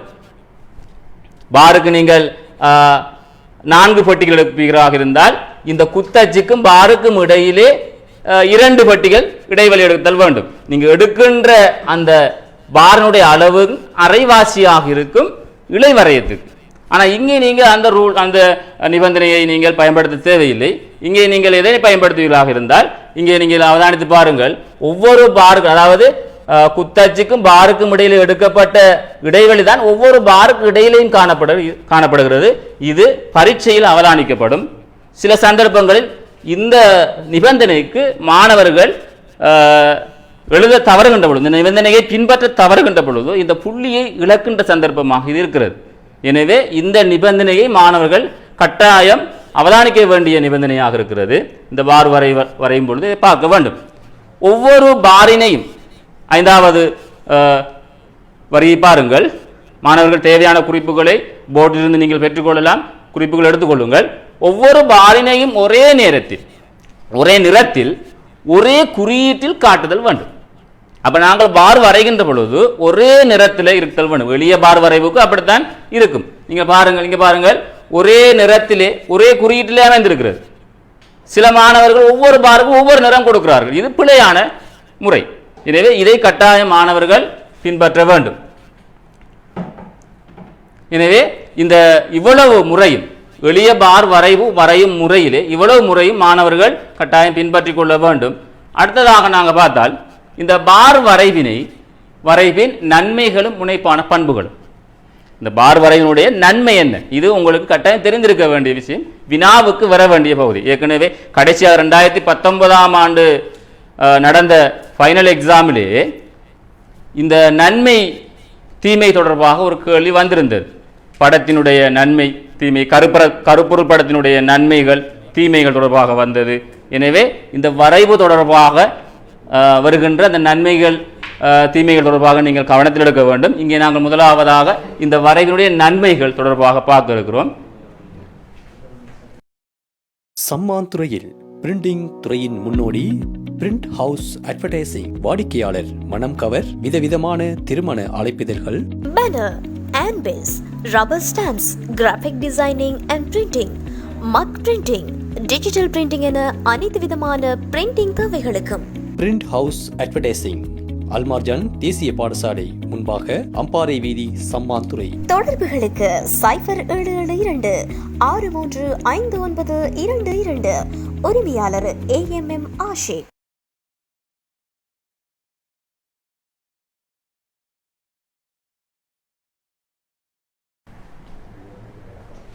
இவ்வரைவினுடைய நன்மைகள் தொடர்பாக நாங்கள் இப்போ பார்ப்போம். அதனை முனைப்பான பண்புகள் என்று கூட சொல்லலாம். கடந்த 2019ஆம் ஆண்டு பரீட்சையிலே, இறுதி பரீட்சையிலே பொருத்தப்பாட்டுக்கான காரணங்கள் என கேட்கப்பட்டிருந்தது. அதாவது பார் வரைவு அல்லது எந்த வரைவாக இருந்தாலும் பொருத்தப்பாட்டுக்கான காரணங்கள் என்று சொல்கின்ற நேரம் குறித்த தரவு இந்த வரைவினூடாக வரைவதற்கு எவ்வாறு பொருந்துகிறது என்று இந்த கேள்வி குறிக்கிறது. உதாரணமாக காலநிலை தரவு தரப்படுமாக இருந்தால் அந்த காலநிலை தரவுக்கு நீங்கள் பார் வரைவு வரைகிறீர்கள் என்று சொன்னால் அந்த காலநிலை தரவுக்கு இந்த பார் வரைவு எந்த வகையில் பொருந்துகிறது என்பதுதான் அதனுடைய அர்த்தம். எனவே அதை நாங்கள் நன்மையாக கொள்ளலாம். அதன் அடிப்படையில் நாங்கள் பார்க்கின்ற பொழுது பொருளாதார புள்ளி விவர தரவுகளுக்கு மிகவும் பொருத்தமானது. ரைட் மாணவர்களே, அப்போ பார், இந்த எளிய பார் வரைவு பொருளாதார தரவுகள் என்று சொல்கின்ற பொழுது நெல் உற்பத்தி, உற்பத்திகள் தொடர்பாக வரும். நெல் உற்பத்தியை சொல்லலாம், அதே மாதிரி பெருந்தோட்ட உற்பத்தி பொருட்களை சொல்லலாம், தேயிலை, ரப்பர் இது போன்ற உற்பத்திகள் எல்லாம் பொருளாதார அதுக்குள்ளே உள்ளடங்கும். அதே மாதிரி தொழிற்சாலை தொடர்பான உற்பத்திகளை சொல்லலாம், ஆடை தொழிற்சாலை இது தொடர்பாக சொல்லலாம், சீமந்து தொழிற்சாலை தொடர்பாக சொல்லலாம், சீனி தொழிற்சாலை தொடர்பாக சொல்லலாம். இதெல்லாம் நீங்கள் மாநில புவியியலில் படித்த விஷயம். அந்த தரவுகளை நாங்கள் இதுக்குள்ள பொருளாதார புள்ளிவிவர தரவுகளுக்குள் உள்ளடக்க இயலும். அடுத்தது, தரவுகள் ஒழுங்கு வரிசைப்படுத்தி வரைவதால் ஒன்றுடன் ஒன்று ஒப்பிடுவது மிகவும் சிறந்தது. அப்ப இங்கே தரவுகள் எவ்வாறு அமைக்கப்பட்டிருக்கிறது? இங்கே நீங்க பார்த்தால் வரிசைப்படுத்தி அமைக்கப்பட்டிருக்கிறது. இதை நாங்கள் ஒப்பிடுவது இலகுவாக இருக்கும். இங்கே அவதானித்துக் கொள்ளுங்கள், டோக்கியோவுக்கு 37.8 வரையப்பட்டிருக்கிறது. அதே நேரம் சாயப்போலோ நகரத்தை பார்த்தால் 20.3 வரையப்பட்டிருக்கிறது. இந்த ரெண்டு நகரத்தை நாங்கள் ஒப்பிட்டு பார்க்க முடியும். இந்த ரெண்டு நகரத்துக்கும் இடையிலே சனத்தொகை அளவு எவ்வளவுக்கு வேறுபடுகிறது என்பதை நாங்கள் இலகுவாக ஒப்பிட்டு பார்க்கலாம். அப்ப நாங்கள் ஒப்பிடுதல் என்பது இங்கே காட்டப்படும். தரவுகள் ஒழுங்கு வரிசைப்படுத்தி வரைவதால் ஒன்றுடன் ஒன்று ஒப்பிடுவது மிகவும் சிறந்ததாக இருக்கு. இது ஒரு நன்மையாக காணப்படுகிறது. மூன்றாவதாக, சாதாரண பார் வரைவு தரவுகளை நன்கு விவரித்து காட்டும். அப்ப இந்த வரைவை நீங்க பார்த்தால், சாதாரண வரைவு, இந்த வரைவை பார்த்தால் இங்கே காட்டப்பட்டிருக்கக்கூடிய தரவை சிறந்த முறையில் இங்கே காட்டுகிறது. இது வரைவை மிக தெளிவாக சிறப்பாக காட்டுகிறது. இது ஒரு நன்மையாக காணப்படுகிறது. அனைவருக்கும் இவ்வரைபடம் தரவுகளை இலகுவாக விளக்கி காட்டுவதால் விளங்கிக் கொள்வது சுலபமானது. எல்லாருக்கும் இந்த வரைவு சுலபமாக விளங்கும். இந்த வரைவை பார்த்தால் படித்தவர், படிக்காதவர் சகலருக்கும் இந்த வரைவு சுலபமாக விளங்கும். இப்ப டோக்கியோவினுடைய அளவு கூட இருக்குது, ஏனைய இந்த கராச்சி, பீஜிங், நியூயார்க் போன்ற நகரங்கள் குறைவாக இருக்கிறது. எனவே சனத்தொகை எங்கே கூட இருக்கு என்று கேட்டால் இலகுவாக விளக்கம் சொல்வார்கள். டோக்கியோ, ஜகர்த்தாவிலே எல்லாம் கூட சனத்தொகை இருக்கு என்று சொல்லுவார்கள். எனவே இந்த வரைவு இலகுவாக விளக்கம் அளிக்கக்கூடியதாக இருக்கு, அனைவருக்கும் இலகுவாக வழிகாட்டும் தரவை. அடுத்தது சனத்தொகை தரவு. சனத்தொகை தரவு அதாவது சனத்தொகை பருமன், காலநிலை தரவு, வெப்பநிலை, மழை வீழ்ச்சி, உற்பத்தி தொடர்பான தரவுகளில் நெல் தொடர்பாக காட்டிலும் நிலப்பரப்பு, சுற்றுலா தரவுகள், வள ரீதியான தரவுகளுக்கு இந்த சாதாரண பார் வரைவு மிகவும் பொருத்தமானது. அப்ப இதுவும் ஒரு இந்த வரைவினுடைய நன்மையாக இருக்கிறது. அப்ப எந்தெந்த நன்மைகள் இந்த வரைவுக்கு பொருந்துகிறது என்பதை நாங்கள் கட்டாயம் தெரிந்து வைத்துக் கொள்ள வேண்டும். இது முனைப்பான பண்புகள் என்று சொல்லியும் சொல்லப்படும். அடுத்தது பாருங்கள், இந்த வரைவினுடைய தீமை. இந்த வரைவில் என்ன குறைபாடு இருக்கு, தீமை தொடர்பாகவும் நாங்கள் கட்டாயம் தெரிந்து வைத்துக் கொள்ள வேண்டும்.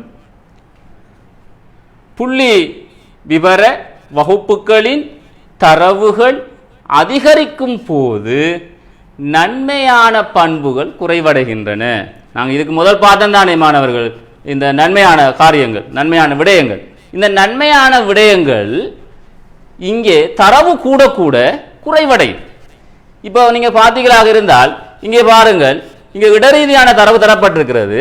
இடரீதியான தரவுகள் இங்கே தரப்பட்ட அளவு இடங்கள் குறைவான நகரங்கள் தரப்பட்டிருக்கிறது. இந்த நகரங்கள் ஒரு 100 நகரங்கள் தரப்படுது என்று சொன்னால், இங்கே நகரங்கள் குறைவாக இருக்கிறது, 100 நகரங்கள் தரப்படுகின்ற பொழுது கிடையாச்சினுடைய அளவு கூடும். கிடையாச்சினுடைய அளவு கூடுகின்ற பொழுது அதிலிருந்து நாங்கள் ஒரு முடிவுக்கு வருவது கடினமாக இருக்கும். எனவே இந்த நன்மையான பண்பு குறைவடையும். புள்ளிவிவர வகுப்புகளின் தரவுகள் அதிகரிக்கும் போது நன்மையான பண்புகள் குறைவடைந்து செல்லும் என்பதை காட்டும். அடுத்தது, குறைந்த வகுப்பு தரவுகளுக்கு இவ்வரைவு பொருத்தமாக காணப்படுவது ஒரு குறைபாடு. குறைந்த வகுப்பு தரவுகளுக்கு தான் இந்த வரைவை நாங்கள் பயன்படுத்த முடியும், கூடிய தரவுகளுக்கு இதை பயன்படுத்த முடியாது. எழுத்திட்டு விவரிப்பதற்கு குத்துபாரை விட கிடைபார் சிறந்தது. இந்த குத்துபார் கிடைபார் தொடர்பாக நீங்கள் தெரிந்திருக்க வேண்டும். நான் உங்களுக்கு தான் சொல்லி காட்டுகின்றேன். குத்துபார் எழுத்திட்டு விவரிக்கும் போது மயக்கம் கொண்டதாக அமையும். இங்கே பாருங்கள் மாணவர்களே, இங்கே குத்துபார் வரையப்பட்டிருக்கின்றது. இங்கே எழுத்திட்டு இருக்கக்கூடிய முறையை பாருங்கள்.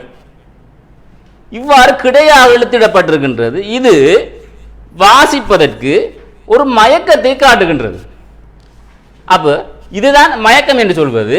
இதை நாங்கள் இந்த வரைவை கிடையாக வரைந்து எழுதுகின்ற பொழுது அது சுலபமாக இருக்கும். கிடையாக வரைந்து எழுதுவது என்று சொன்னால்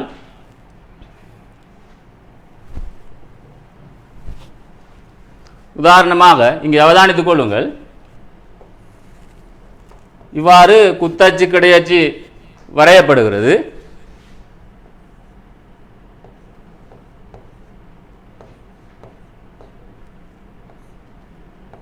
பத்து 20 30 40 வரைக்கும் நான் இங்கே தொகை எடுத்திருக்கிறேன். மில்லியன் என்று வச்சுக்கொள்வோம். இப்படித்தான் குத்தாக வரக்கூடியதாக இருக்கும்.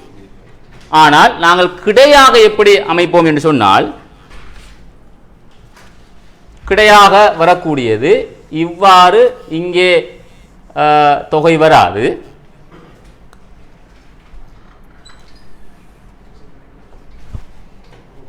இவ்வாறு குத்தாக காணப்படக்கூடிய கோடு கிடையாக கொள்ளப்படும். இங்கே அளவுகள் காட்டப்படும். எனவே நாங்கள் இதை இவ்வாறு எடுத்துக்கொள்வோம்.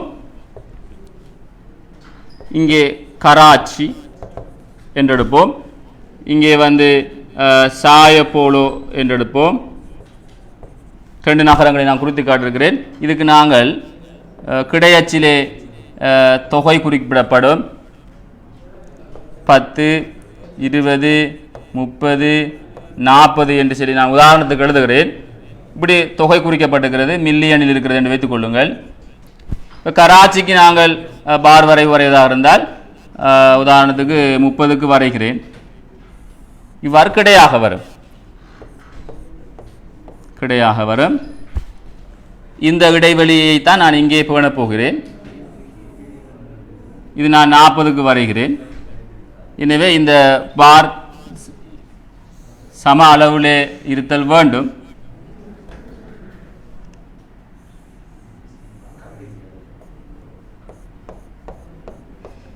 இதை நீங்கள் பார்த்தால் கிடையான பார் வரைவு என்று சொல்லுவோம்.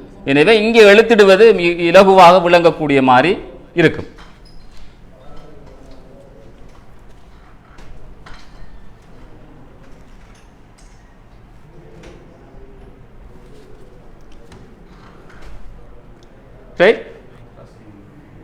அடுத்ததாக சோடி பார் வரைவு தொடர்பாக நாங்கள் பார்க்க இருக்கிறோம். சோடி பார் என்று சொல்வது இந்த டிஸ்பிளேல நீங்கள் பார்க்கலாம், சோடியாக வரும். இவ்வாறு சோடியாக அமைந்திருக்கும் சோடி பார் தரவுகள். இதில் நாங்கள் இந்த பார் வரைவை நாங்கள் எவ்வாறு அமைப்பது என்று சொல்லி பார்த்தால், நாங்கள் ஏற்கனவே எளிய பாருக்கு நாங்கள் எவ்வாறு பார்த்தோமோ அதே நடைமுறை, அதே நிபந்தனைகள் இங்கே பின்பற்றப்படும். சிறு சிறு வித்தியாசங்கள் இருக்கும், அதை நான் சொல்லி காட்டுகிறேன். எளிய பார் வரைவினை போன்று இரட்டை பார் வரைவை வரைவதற்கு தரவுகள் வரிசையில் ஒழுங்குபடுத்துவது அவசியமில்லை.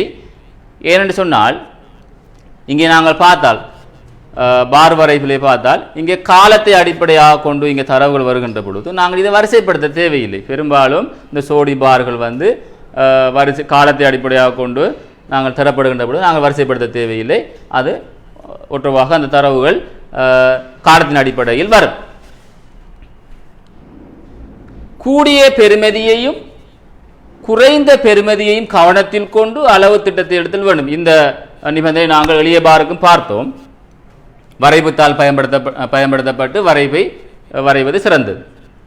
கூடிய பெறுமதியை அடிப்படையாக கொண்டு குத்தாட்சி அளவு திட்டத்தை வரைந்து கிட்டிய முழு எண்ணுக்கு அமைத்தல் வேண்டும். எனவே வரைவுகள் நீங்கள் வரைகின்ற பொழுது நாங்கள் ஏற்கனவே சொன்னது போன்று குத்தாட்சியிலே அளவு திட்டத்தை கிட்டிய முழு எண்ணுக்கு எடுத்தல் வேண்டும். அளவுகள் பூஜ்ஜியத்திலிருந்து ஆரம்பித்தல் வேண்டும். இது நாங்கள் முன்னர் பார்த்தது தான். கிடையச்சில் காலம், பொருட்கள், சேவைகளையும் குத்தாட்சியில் பெறுமதியையும் குறித்தல் வேண்டும். அப்ப கிடையச்சிலே காலங்கள் குறிப்பிடப்படும், அல்லது வகுப்புகள், பொருட்கள், சேவைகள் போன்றன வகுப்புகளாக கிடையச்சிலே குறிக்கப்படும். குத்தாட்சியிலே பெறுமதி குறிக்கப்படும். ஒவ்வொரு சோடி பாருக்கும் இடையிலும் சம இடைவெளி விட்டு வரைதல் வேண்டும். இதுவும் மிக முக்கியமாக கவனிக்க வேண்டிய விஷயம். நாங்கள் ஏற்கனவே எளிய பாருக்கு சொன்னது போன்றுதான் இங்கே சோடியாக வருகின்ற அந்த பார் வரைவுக்கு நீங்கள் கொடுக்கின்ற அந்த இடைவெளி சமமான இடைவெளியாக இருக்கும். நான் இங்கே வரைந்த வரைவிலை நான் ஏற்கனவே காட்டியிருக்கிறேன். இங்கும் நீங்கள் சமமான இடைவெளி காட்டப்பட்டிருக்கிறது.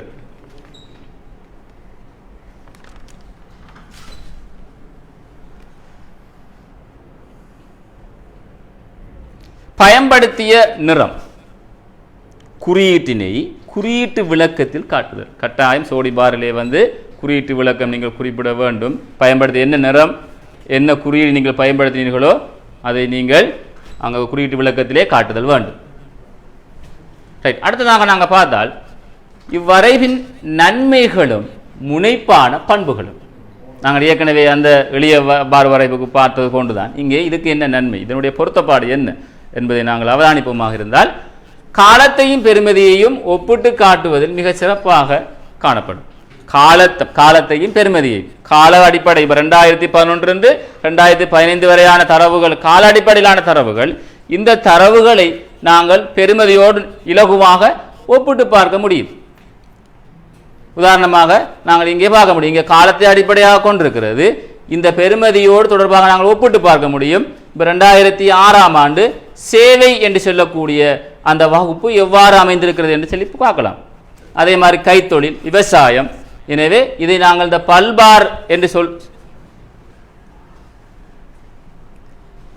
ரைட். இங்கே நாங்கள் பார்க்கின்ற பொழுது சோடி பாரிலே காலத்தையும் தொகையையும் நாங்கள் அவதானித்திருக்கிறோம். இந்த காலத்தையும் தொகையையும் இலகுவாக நாங்கள் அவதானிக்க முடியும். காலத்தின் அடிப்படையில் நாங்கள் ஒப்பிட்டு பார்க்கலாம். இந்த காலத்தின் அடிப்படையில் பெரும்போக அளவு நீளத்திலே காட்டப்பட்டிருக்கிறது, நீல நிறத்திலே. அதனுடைய அளவு காலத்தின் அடிப்படையில் எவ்வாறு வேறுபடுகின்றது என்பதை பார்க்க முடியும், ஒப்பிட்டு பார்க்க முடியும். அதே மாதிரி சிறுபோகம் சிவப்பு நிறத்திலே காட்டப்பட்டிருக்கின்றது, சிறுபோகத்தினுடைய அளவீடுகள். எனவே அது இலகுவாக நாங்கள் அதனை ஒப்பிட்டு பார்க்க முடியும்.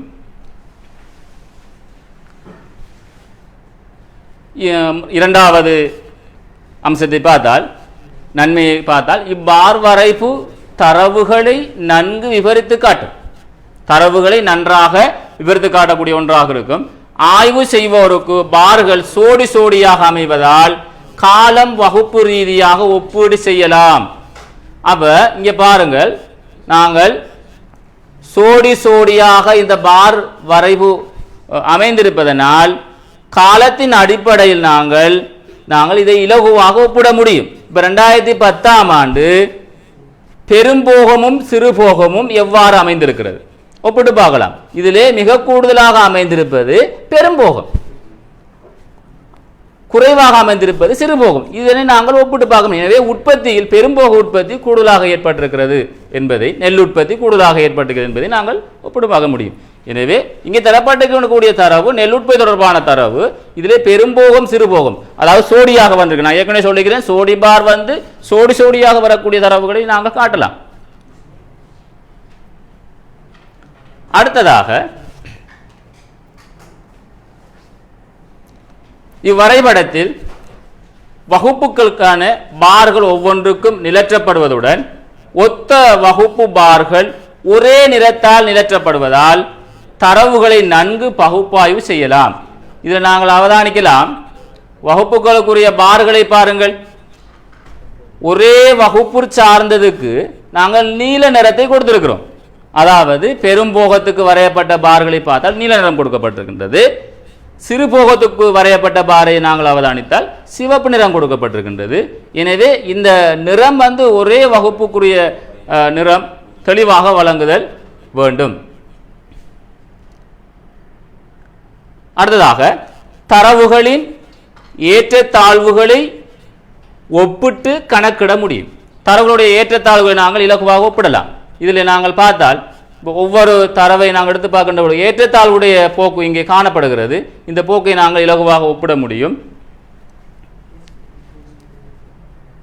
வரைவிலிருந்து முடிவு, தீர்மானங்கள், எதிர்வு கூறல் போன்றவற்றை மேற்கொள்ளலாம். தரப்பட்ட அந்த தரவுகளை வைத்து நாங்கள் வரைகின்ற வரைவை பார்த்தால், இந்த வரைவை வைத்துக்கொண்டு, இந்த தரவுக்குரிய வரைவை தான் இங்கே வரையப்பட்டிருக்கிறது. இந்த வரைவை வைத்துக்கொண்டு அடுத்ததாக 2016ஆம் ஆண்டு எவ்வாறு அந்த உற்பத்தி அமையும் என்பதை நாங்கள் எதிர்வு கூற முடியும். இதிலிருந்து ஒரு முடிவை பெறலாம்.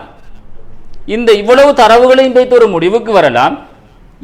அடுத்த ஆண்டிலே எவ்வாறு உற்பத்தி செய்யப்படும் என்பதை எதிர்வு கூறலாம். முன்கூட்டி சில திட்டங்களை மேற்கொள்ளலாம். இவ்வாறான விடயங்களுக்கு இது உதவும்.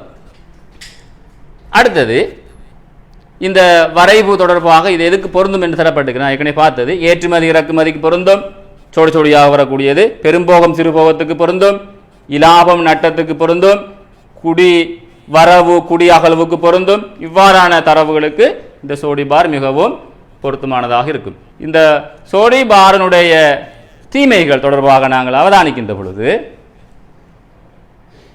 அல்லது இதை நாங்கள் குறைகள் என்று கூட சொல்லலாம், இந்த வரைவினுடைய குறைகள், வகுப்பு தரவுகள் காலம் இடம் அடிப்படையில் அதிகரிக்கும் போது ஒப்பிட்டு நோக்குவது சிரமம். தரவுகள் இருக்குதானே மாணவர்களே, இந்த தரவுகள் காலத்தின் இடத்தின் அடிப்படையில் கூடி செல்லுகின்ற பொழுது இதை ஒப்பிட்டு ஆராய்வது கடினமாக இருக்கும். உதாரணமாக நாங்கள் இந்த பார் வரைவை எடுத்துக்கொண்டால் இங்கே தரப்பட்டிருக்கக்கூடிய ஆண்டுகள் 6 ஆண்டுகள் தரப்பட்டிருக்கின்றன, 6 வகையான காலம். இப்ப இந்த 6 வகையான காலத்துக்கு நாங்கள் வரைவை இலகுவா வரையலாம். இப்ப இதுவே ஒரு 20 ஆண்டுகளுக்கு வரைகின்ற பொழுது காலம் கூட, அவ்வரைவு மிக பெரிதாக வரும். குறித்த இந்த அளவு திட்ட பேப்பருக்குள் வரைவது மிகவும் சிரமமாக இருக்கும். எனவே இது ஒரு குறைபாடாக இங்கே காணப்படுகிறது. அதிலிருந்து முடிவு தீர்மானம் போன்றவற்றை மேற்கொள்ள கடினமாக இருக்கும். முடிவுகள் எடுப்பது தீர்மானம் எடுப்பது கடினமாக, இது தீமையாக கருதப்படுகின்றது. அடுத்ததாக நாங்கள் பல்பார் தொடர்பாக பார்க்க இருக்கிறோம். நாங்கள் இதுவரைக்கும் பார்த்திருக்கக்கூடிய விடயங்கள் மாணவர்கள் நான் ஞாபகம் ஊட்டிக் கொள்கிறேன். எளிய பார் தொடர்பாக பார்த்திருக்கிறோம். அடுத்தது சோடி பார் தொடர்பாக பார்த்திருக்கிறோம், இரட்டை பார் தொடர்பாக பார்த்திருக்கிறோம். இந்த 2 பார்கள் தொடர்பாக பார்த்திருக்கிறோம். மூன்றாவது தான் பல்பார் சலாகை வரைவு. பல்பார் என்பது 2க்கு மேற்பட்ட பார்களை கொண்டு வரைகின்ற வரைவுதான் பல்பார் என்று சொல்வது. இதில் பார்த்தால் வரைகின்ற முறையை பார்ப்பதற்கு முதல் இந்த வரைவை நான் பல்பார் வரைவை உங்களுக்கு ஞாபகப்படுத்துகிறேன். 2க்கு மேற்பட்ட பார்கள் இங்கே காட்டப்பட்டிருக்கிறது. பாருங்கள், நீல நிறத்தில் காட்டப்பட்டிருக்கிறது சேவை காட்டப்பட்டிருக்கிறது, சிவப்பு நிறத்தில் காட்டப்பட்டிருக்கிறது கைத்தொழில் காட்டப்பட்டிருக்கிறது, பச்சை நிறத்தில் விவசாயம் காட்டப்பட்டிருக்கிறது. எனவே 2க்கு மேற்பட்ட தரவுகள், வகுப்பு தரவுகள் தரப்படுகின்ற பொழுது இவ்வாறு பல்பார் அமையும். இந்த வகுப்பு தரவுகள் 4 வருமாக இருந்தால் இங்கே 4 பார்கள் அமையும். ஒவ்வொரு ஆண்டுக்கும் 4 பார்கள் அமையும்.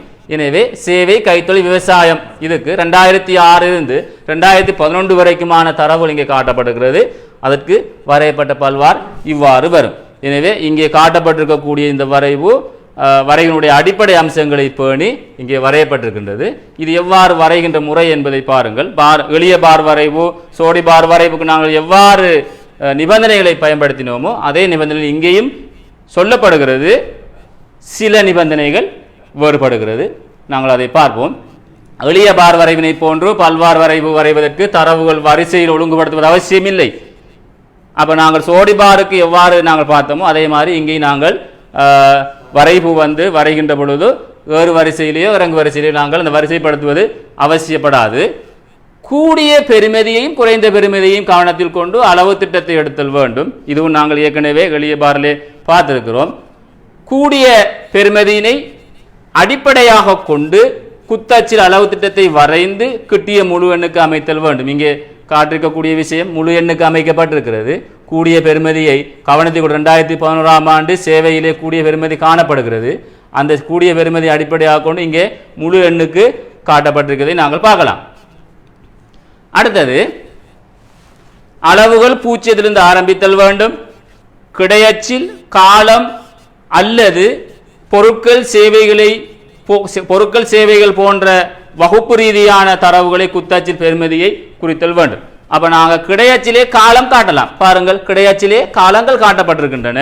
2006 2011 வரைக்கும் காலங்கள் காட்டப்பட்டிருக்கின்றது. எனவே கால ரீதியான தரவுகளை நாங்கள் கிடையச்சிலே காட்டலாம். அல்லது நாங்கள் இங்கே வகுப்பு ரீதியான தரவுகளையும் காட்ட முடியும். வகுப்பு ரீதியான தரவுகள் என்று செல்லும் பொழுது இங்கே கூறி காட்டியது போல் பொருட்கள் சேவைகள் இதெல்லாம் வகுப்பு ரீதியான தரவுகள். இதை நாங்கள் அவ்வாறான தரவுகளையும் காட்ட முடியும்.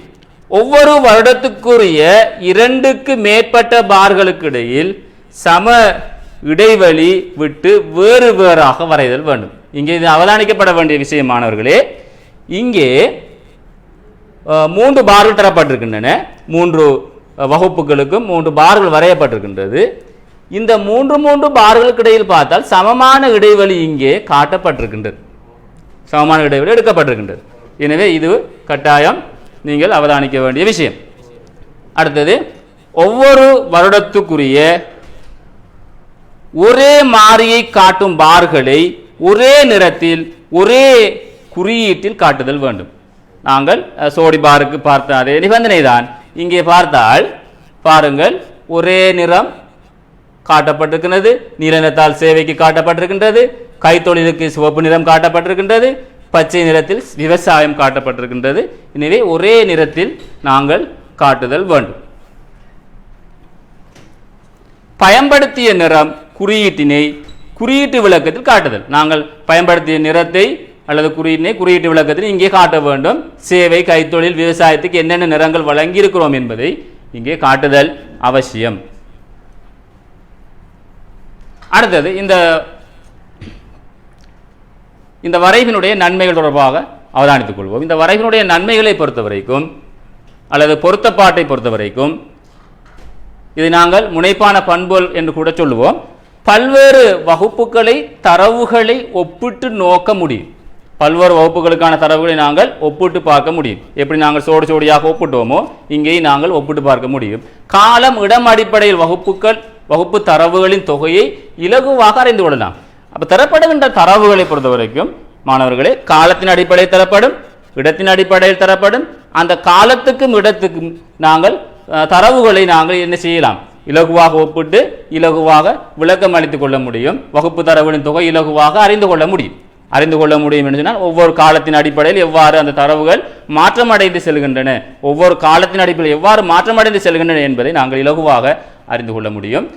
ஒரே வகுப்பு தரவுக்கு இடையிலும் வெவ்வேறு வகுப்பு தரவுகளுக்கு இடையிலும் காணப்படும் வேறுபாட்டினை இனங்காணுதல். ஒரே வகுப்பு தரவுகள் என்பது இங்கே நாங்கள் பார்த்தால், இங்கே பாருங்கள், சேவை என்று சொல்லி ஒரே வகுப்பு தரவுகள், ஒரே வகுப்பு தரவுகளுக்கான வேறுபாட்டை நாங்கள் ஒப்பிட்டு பார்க்க முடியும். 2006 2011 வரைக்கும் எவ்வாறு அந்த தரவுகள் உயர்ந்து செல்கிறது என்பதை பார்க்கலாம். அல்லது ஒவ்வொரு வகுப்பு தரவுகளையும் ஒப்பிட்டு பார்க்க முடியும். 2006ஆம் ஆண்டு சிவப்பு நிறத்தால் காட்டப்பட்டிருக்கக்கூடிய கைத்தொழிலுக்கும் சேவை, நீலத்தால் காட்டப்பட்ட சேவைக்கும் இடையில் என்ன வேறுபாடு விளங்குகிறது, எவ்வாறு வளர்ச்சி அடைந்திருக்கிறது, என்ன பாதிப்பு ஏற்பட்டிருக்கிறது என்பதை பார்க்கலாம். பச்சை நிறத்தால் காட்டப்பட்டிருக்கக்கூடிய விவசாயத்துறையில் என்ன வீழ்ச்சி ஏற்பட்டிருக்கிறது என்று சொல்லி பார்க்க இயலும். இது ஒரே வகுப்புகள் ஒப்பிட்டு பார்க்கலாம், வேறு வேறு வகுப்புகளை நாங்கள் ஒப்பிட்டு பார்க்கலாம். இவ்வாறு நாங்கள் ஒப்பிட்டு பார்ப்பது இங்கே நன்மையாக இருக்கிறது. அடுத்தது, வகுப்பு தரவுகளின் மாற்றங்களை காலம், இடம் ரீதியாக இனங்காணும். தரவுகளிலான மாற்றங்களை நாங்கள் காலத்தின் அடிப்படையில் நாங்கள் அவதானிக்கலாம். உதாரணமாக ஜனவரி இருந்து டிசம்பர் வரைக்குமான அந்த கால அடிப்படையிலான தரவுகளை நாங்கள் வெப்பநிலை அடிப்படையில் நோக்குவமாக இருந்தால், வெப்பநிலை தரவை நாங்கள் நோக்குவமாக இருந்தால், இப்போ அந்த காலத்தின் அடிப்படையில் தரவுகள், அந்த வெப்பநிலை தரவுகள் என்ன செய்யும், வேறுபட்டு செல்லும். எல்லா மாதங்களிலேயும் வெப்பநிலை சமனாக இருக்கும் என்று சொல்ல முடியாது. சில நாட்களில் அதிகரிக்கின்றன, சில மாதங்களில் அதிகரிக்கின்றன, சில மாதங்களில் குறைவடைகின்றன. எனவே அந்த வெப்ப மாற்றத்தை காலத்தின் அடிப்படையில் நாங்கள் பார்க்கலாம். எனவே அதற்கு இந்த வரைவு மிகவும் இலகுவாக அமையும். அடுத்ததாக, இந்த வரைவினுடைய குறைபாடுகள், தீமைகளை நாங்கள் நோக்குவமாக இருந்தால், ஒரு ஆண்டுக்குரிய பார்களின் எண்ணிக்கை அதிக அளவு அமையும் போது வரைவினை ஒப்பிடுவது கடினம். ஒரு ஆண்டுக்குரிய வரைவு வந்து கூடுதலாகிட்டு சொன்னால் அதை ஒப்பிடுறது கஷ்டம். இப்போ உதாரணமாக இங்கே ஒரு ஆண்டுக்கு எத்தனை பார்கள் இருக்கு மாணவர்களே? 3 பார்கள் இருக்கின்றன. 3 வகுப்புக்கு 3 பார்கள் வரைந்திருக்கிறோம். இப்போ இதுவே வந்து ஒரு 5 பார் அல்லது 10 பார் வருகின்ற பொழுது, ஒரு ஆண்டுக்கு 10 பார் வருமாக இருந்தால் அது மிகவும் கடினமாக இருக்கும் ஒப்பிட்டு பார்ப்பது. அப்போ நாங்கள் 2011 வரைக்கும் வரைவதற்கு இந்த வரைபடத்தாள் வந்து போதாமலுக்கு இருக்கும். எனவே பார்கள் அதிகரிக்கின்ற பொழுது, இந்த வரைபடத்தாளில் வந்து இவ்வாறான பிரச்சனை வருகின்ற பொழுது வரைபடத்தாளில் வரைவது சிரமமாக இருக்கும். இது ஒரு குறைபாடாக நாங்கள் இங்கே பார்க்கலாம். அடுத்தது, அதிலிருந்து முடிவு, தீர்மானம் போன்றவற்றை மேற்கொள்ளுதல் கடினமாக இருக்கும். அதிலிருந்து தீர்மானத்தை எடுத்துக்கொள்வது மிகவும் சிரமமாக இருக்கும். 3வது பண்பாக நாங்கள் பார்த்தால், ஒரு ஆண்டுக்குரிய பார்கள் எண்ணிக்கை அதிகளவு அமையும் போது குறித்த வரைவுத்தாள் அளவு திட்டம் அமைப்பது கடினமாக இருக்கும். அப்போ நாங்கள் இந்த அளவு திட்டத்தை எடுத்துக்கொள்வது சிரமப்படக்கூடிய ஒரு தன்மை இருக்கும். நான் ஏற்கனவே சொன்னது போன்று வரைபடத்தாளிலே அந்த சிரமம் வரும் உங்களுக்கு. இது மிகப்பெரிய குறைபாடாக அமையும்.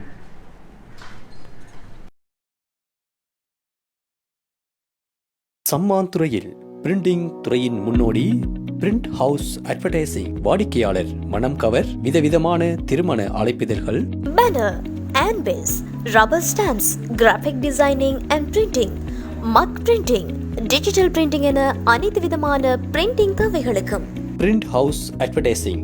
அல்மார்ஜான் தேசிய பாடசாலை முன்பாக, அம்பாறை வீதி, சம்மாந்துறை. தொடர்புகளுக்கு 0772635922.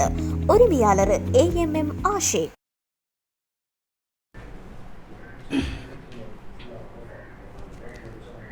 அப்போ மாணவர்களே, நாங்கள் இதுவரைக்கும் பார்த்துருக்கக்கூடிய விடயம் பார் வரைவிலே எளிய பார் வரைவு தொடர்பாக பார்த்துருக்கிறோம், சோடி பார் தொடர்பாக பார்த்துருக்கிறோம், பல் பார் தொடர்பாக பார்த்துருக்கிறோம். இந்த 3 பார்கள் தொடர்பாக நீங்கள் இந்த காணொளியிலே தெளிவான விளக்கத்தை பெற்றிருப்பீர்கள். மேலதிகமான உங்களுக்கு சந்தேகங்கள், கேள்விகள் இருந்தால் நாங்கள் உருவாக்கிக்கக்கூடிய வாட்ஸ்அப் குழுமத்தில் நீங்கள் கேட்டுக்கொள்ளலாம். இப்பொழுது நாங்கள் பயிற்சி என்கிற பகுதிக்குள் போவோம். நாங்கள் இதுவரைக்கும் பார்த்த அந்த 3 வகையான பார்கள் இருக்குத்தானே, அந்த 3 வகையான பார்கள் தொடர்பானத்தில் ஒரு வகை பாரை தெரிவு செய்து அதற்கான கேள்வி எப்படி நாங்கள் செய்து கொள்கிறோங்கிற சம்பந்தமாக பார்ப்போம். 2019ஆம் ஆண்டு தரப்பட்ட தரவை வைத்து கொண்டு நான் இங்கு பார் வரைவுக்கு பொருந்தி எடுத்திருக்கிறேன். 2019ஆம் ஆண்டு கடைசியாக வந்த கேள்வி ஒன்று. 2009 மற்றும் 2012இல் இலங்கையின் மொத்த உள்நாட்டு உற்பத்திக்கு கைத்தொழில் துறையினால் மேற்கொள்ளப்பட்ட பங்களிப்பானது அட்டவணை 1 காட்டப்பட்டுள்ளது. அப்போ இந்த அட்டவணை 1 இங்கே காட்டப்படக்கூடிய தரவு சம்பந்தமாக சொல்லப்படுகிறது. இதில் பார்த்தால் இங்கே தலைப்பு தரப்பட்டிருக்கிறது. 2009 மற்றும் 2012இல் இலங்கையின் மொத்த உள்நாட்டு உற்பத்திக்கு கைத்தொழில் துறையின் பங்களிப்பு என்று சொல்லி தரப்பட்டிருக்கிறது. மில்லியன் ரூபாயில் காட்டப்பட்டிருக்கிறது. இங்கே 4 வகுப்புகள் காட்டப்பட்டிருக்கிறது. கைத்தொழில் துறையில் 4 வகுப்புகள் தரப்பட்டிருக்கிறது. சுரங்கம் மறுத்தலும், கல்லுடைத்தலும், தயாரிப்பு, மின்வலு, எரிவாயு மற்றும் நீர், கட்டடவாக்கம் என்று சொல்லி 4 வகுப்புகள் தரப்பட்டிருக்கின்றன. 4 வகுப்புகள் தொடர்பான தரவுகள் 2 கால அடிப்படையில் இங்கே பிரித்து காட்டப்பட்டிருக்கிறது. 2009ஆம் ஆண்டு, 2012ஆம் ஆண்டு என்று சொல்லி 2 வகையான கால அடிப்படையில் பிரித்து காட்டப்பட்டிருக்கிறது. இந்த தரவு மாணவர்கள் 2019ஆம் ஆண்டு தரப்பட்டிருக்கிறது, எக்ஸாமிலே வந்தது. இது வட்ட வரைவுக்கு கேட்கப்பட்டிருந்தது. ஆனால் இந்த தரவை நாங்கள் இதுவரைக்கும் பார்த்த பார் வரைவுக்கு எப்படி நாங்கள் வரைந்து கொள்கிறோம் என்று சொல்லி பார்ப்போம். இங்கே பார்த்தால் அதை வைத்து இங்கே பார் வரைவு வரையப்பட்டிருக்கிறது. சோடி பாராக தலைப்பிடப்பட்டிருக்கிறது. தலைப்பு இங்கே அட்டவணையில் தரப்பட்ட தலைப்பு தான் நான் இங்கே போட்டிருக்கிறேன். அடுத்தது விளக்கக்குறி தரப்பட்டிருக்கிறது. 2 ஆண்டுகள் அடிப்படையில் இங்கே விளக்கக்குறி தரப்பட்டிருக்கிறது. கைத்தொழில் துறையில் எவ்வாறு இந்த 2 ஆண்டுக்குரிய தரவுகளும் காட்டப்படுகிறது பாருங்கள். 2009ஆம் ஆண்டு, 2012ஆம் ஆண்டு 2 தரவுகள் இங்கே காட்டப்படுகிறது. இங்கே 2 தரவுகள் காட்டப்பட்டிருக்கிறது. எனவே இங்கே 4 வகுப்புகளும் இவ்வாறு காட்டப்பட்டிருக்கிறது. அதே நேரம் கீழே மூலாதாரம் இடப்பட்டிருக்கிறது. இந்த மூலாதாரம் நீங்கள் பார்த்தால் தரப்பட்ட தரவு கீழே இங்கே காட்டப்பட்டிருக்கும். இங்கே காட்டப்பட்டிருந்தால் நீங்கள் வரைவு கீழே கட்டாயம் அதை எழுத்திலே காட்டுதல் வேண்டும். எனவே இந்த வரைவு தொடர்பாக நீங்கள் கட்டாயம் அவதானம் செலுத்திக் கொள்ளுங்கள். 2வது கேள்வியை பார்த்தால், நீர் வரைந்த வரைவின் நன்மை 2னையும் தீமைகள் 2னையும் விவரிக்குக. அப்போ நன்மை தீமை தொடர்பாக நாங்கள் பார்த்த இந்த 3 பாருக்கும் இதை முதல் நான் உங்களுக்கு விளங்கப்படுத்தியிருக்கிறேன். அப்போ இது என்ன வகையான வரைவு? சோடி பார் வரைவு. சோடி பார் வரைவினுடைய நன்மை தீமை தொடர்பாக நான் இதுக்கு முதல் விளங்கப்படுத்தியிருந்தேன். பாருங்கள், காலத்தையும் பெருமதியையும் ஒப்பிட்டு காட்டுவது மிக சிறப்பு வாய்ந்தது. காலத்தையும் பெருமதியை நாங்கள் ஒப்பிட்டு பார்க்கலாம். ஆய்வு செய்வோருக்கு பார்கள் சோடியாக அமைவதால் காலம் வகுப்பு ரீதியாக ஒப்பீடு செய்யலாம். 2 சோடியாக வாரத்தினால இலகுவாக நாங்கள் ஒப்பிட்டு கொள்ள முடியும். இவ்வரைபடத்தில் வகுப்புகளுக்கான பார்கள் ஒவ்வொன்றும் நிலற்றப்படுவதுடன் ஒத்த வகுப்பு பார்கள் ஒரே நிறத்தால் நிலற்றப்படுவதால் தரவுகளை நன்கு பகுப்பாய்வு செய்யலாம். அப்போ நாங்கள் இது ஏற்கனவே பார்த்த விஷயம், அதை நாங்கள் இங்கே கேள்விக்கு நான் உங்களுக்கு எடுத்திருக்கிறேன். அப்போ இலகுவாக நாங்கள் என்ன செய்யலாம்? ஒரு நிறத்தை அடிப்படையாக வைத்து நாங்கள் தரவுகளை நன்கு பகுப்பாய்வு செய்து கொள்ள முடியும். இது நன்மையாக இருக்கிறது. இந்த தீமையை பார்த்தால் வகுப்பு தரவுகள் காலம் இடம் அடிப்படையில் அதிகரிக்கும் போது ஒப்பிட்டு நோக்குவது சிரமம். காலத்தின் அடிப்படையில் அது தரவு கூடிக்கொண்டு போனால் அதை ஒப்பிட்டு பார்ப்பது கடினமாக இருக்கும். இடத்தின் அடிப்படையில் கூடிக்கொண்டு போகுமாக இருந்தால் ஒப்பிட்டு பார்ப்பது கடினமாக இருக்கும். உதாரணமாக நான் ஏற்கனவே சொன்னது போன்று காலத்தின் அடிப்படையில் என்று சொல்லுகின்ற பொழுது இங்கே பாருங்கள், இங்கே 2 ஆண்டுகள் தரப்பட்டிருக்கிறது. காலம் 2 காலம் தான் தரப்பட்டிருக்கிறது. இதுவே ஒரு 20 காலம் தரப்படுமாக இருந்தால் அது ஒப்பிடுவது கடினமாக இருக்கும். 2009 இருந்து 2019 வரை தரப்படுமாக இருந்தால் அது காலம் கூடுதலாக இருக்கிறது, அதுவும் சிரமமாக இருக்கும். இது உங்களுக்கு இலகுவாக இருக்கிறது, 2 காலம் தான் தரப்பட்டிருக்கிறது. எனவே காலம் அதிகரிக்கின்ற பொழுது இந்த பிரச்சனை வரும். இடம் என்று சொல்வது இப்போ உதாரணமாக ஒரு 50 நாடுகள் தொடர்பான சனத்தொகை தரவை நீங்கள் வரைவதாக இருந்தால் 50 நாடு என்று சொல்வது இடம் சம்பந்தமானது. எனவே அது தரவுகள் அதிகரிக்கின்ற பொழுது அதுவும் உங்களுக்கு சிரமமாக இருக்கும். எனவே இப்படியான இதுக்கு தீமையாக அமையும். அதிலிருந்து முடிவுகள் தீர்மானங்கள் போன்றவற்றை மேற்கொள்வது கடினமாக இருக்கும். இதெல்லாம் தீமையாக அமைகின்றன. இது கடைசியாக வந்த கேள்வி அடிப்படையாக வைத்து இந்த கேள்வியை நான் வடிவமைத்திருக்கிறேன். 3வது கேள்வியை பாருங்கள் மாணவர்களே. அட்டவணை 1 தரப்பட்டுள்ள தரவுகளை பயன்படுத்தி இலங்கையின் மொத்த உள்நாட்டு உற்பத்திக்கு கைத்தொழில் துறையின் பங்களிப்பில் காணப்படும் 2 முனைப்பான அம்சங்களை சுருக்கமாக விவரிக்கு. அட்டவணை தரப்பட்ட தரவை வைத்து இது இப்படியான ஒரு கேள்வி உங்களுக்கு வரும். தரவை வைத்துக்கொண்டு தரப்பட்ட தரவை வைத்துக்கொண்டு முனைப்பான அம்சங்கள் கேட்கப்படும். அதாவது இதுதான் உங்களுக்கு கேள்வியிலே தரப்பட்ட அட்டவணை தரவு. இந்த தரவை வைத்துக்கொண்டு இதனுடைய முனைப்பான அம்சம் என்ன என்று சொல்லி கேட்பார்கள்.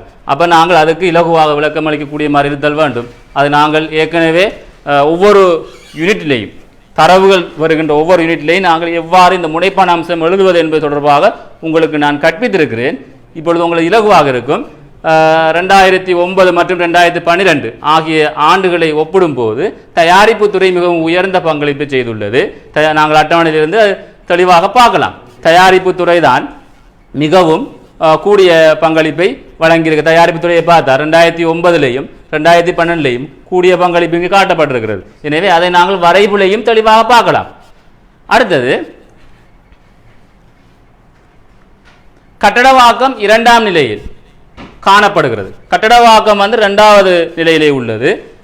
2009 மற்றும் 2012 காலப்பகுதியில் வளர்ச்சியானது 28% காணப்படுகிறது. அதனுடைய அளவு இங்கே காட்டப்படுகிறது. அங்கே அட்டவணையில் உள்ள அளவை நான் இங்கே காட்டியிருக்கிறேன். சுரங்க மறுத்தல் மற்றும் கல்லுடைத்தல் துறையின் பங்களிப்பு குறைவாக காணப்பட்டாலும் 2009 மற்றும் 2012 காலப்பகுதியில் உயர்வான வளர்ச்சியை காட்டியிருக்கிறது. அப்போ சுரங்க மறுத்தல் கல்லுடைத்தல் தொடர்பான தரவை நீங்கள் அட்டவணையிலே பாருங்கள். அட்டவணையிலே அதனுடைய அளவு மிக குறைவாக இருக்கிறது. ஏனையதை விட மிக குறைவாக இருக்கிறது. ஆனால் குறைவாக இருந்தாலும் 2009ஆம் ஆண்டிலே காணப்பட்ட நிலையையும் பாருங்கள், 2012 காணப்பட்ட நிலையையும் பாருங்கள், வித்தியாசம் காணப்படுகிறது. எனவே இந்த வித்தியாசத்தை நீங்கள் அங்கே முனைப்பான பண்புகளிலே நீங்கள் அழகாக எழுத முடியும்.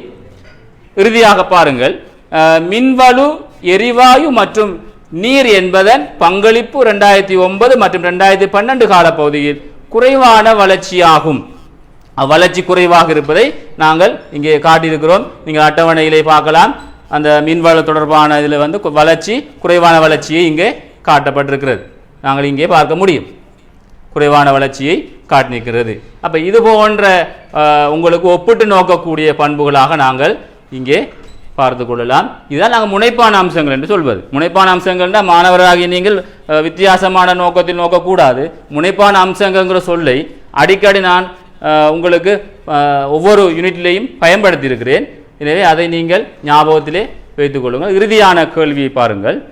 இறுதியான கேள்வியிலே அட்டவணை 1 தரப்பட்டுள்ள தரவுகளை எடுத்து காட்டுவதற்கு பயன்படுத்தக்கூடிய வேறொரு படவரை கலையியல் முறையினை முன்வைத்து அதன் பொருத்தப்பாட்டுக்கான காரணங்கள் 2 குறிப்பிடுங்க. நான் ஏற்கனவே சொல்லிக்கிறேன், பொருத்தப்பாட்டுக்கான காரணங்கள் என்று சொல்வது அந்த தரவு இந்த வரைவை வரைவதற்கு எவ்வாறு பொருத்தப்பாடுடையது, எவ்வாறு பொருந்துகிறது, இது நன்மையாகத்தான் நாங்கள் சொல்லுகிறோம்.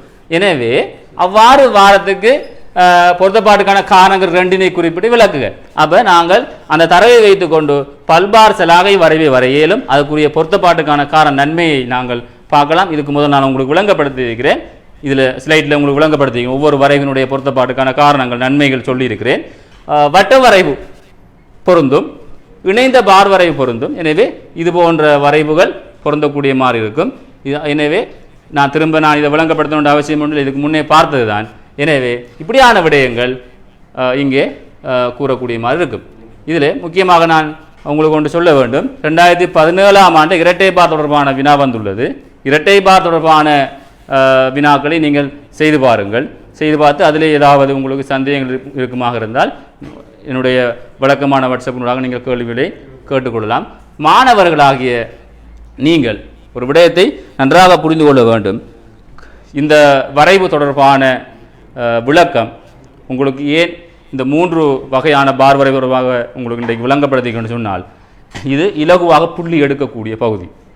வினாத்தாள் ஒன்றிலே இது புள்ளியை இலகுவாக ஈட்டி தரக்கூடிய பகுதியாக இருக்கிறது. வினாத்தாள் கட்டமைப்பு எக்ஸாம் எழுதக்கூடிய உங்களுக்கு எல்லோருக்கும் தெரியும், பரிச்சயமான ஒன்று. நான் திரும்ப அதை விளங்கப்படுத்த வேண்டும் என்ற அவசியம் ஒன்று இல்லை. எனவே மாணவர்கள் கட்டாயம் நீங்கள் இப்படியான விடயங்களை நன்றாக கற்று நல்ல பெறுபேற்றை நீங்கள் எடுப்பீர்கள் என்று நான் நம்பிக்கையுடன் என்னுடைய இந்த கற்பித்தலை நிறைவு செய்து கொள்கிறேன். நன்றி.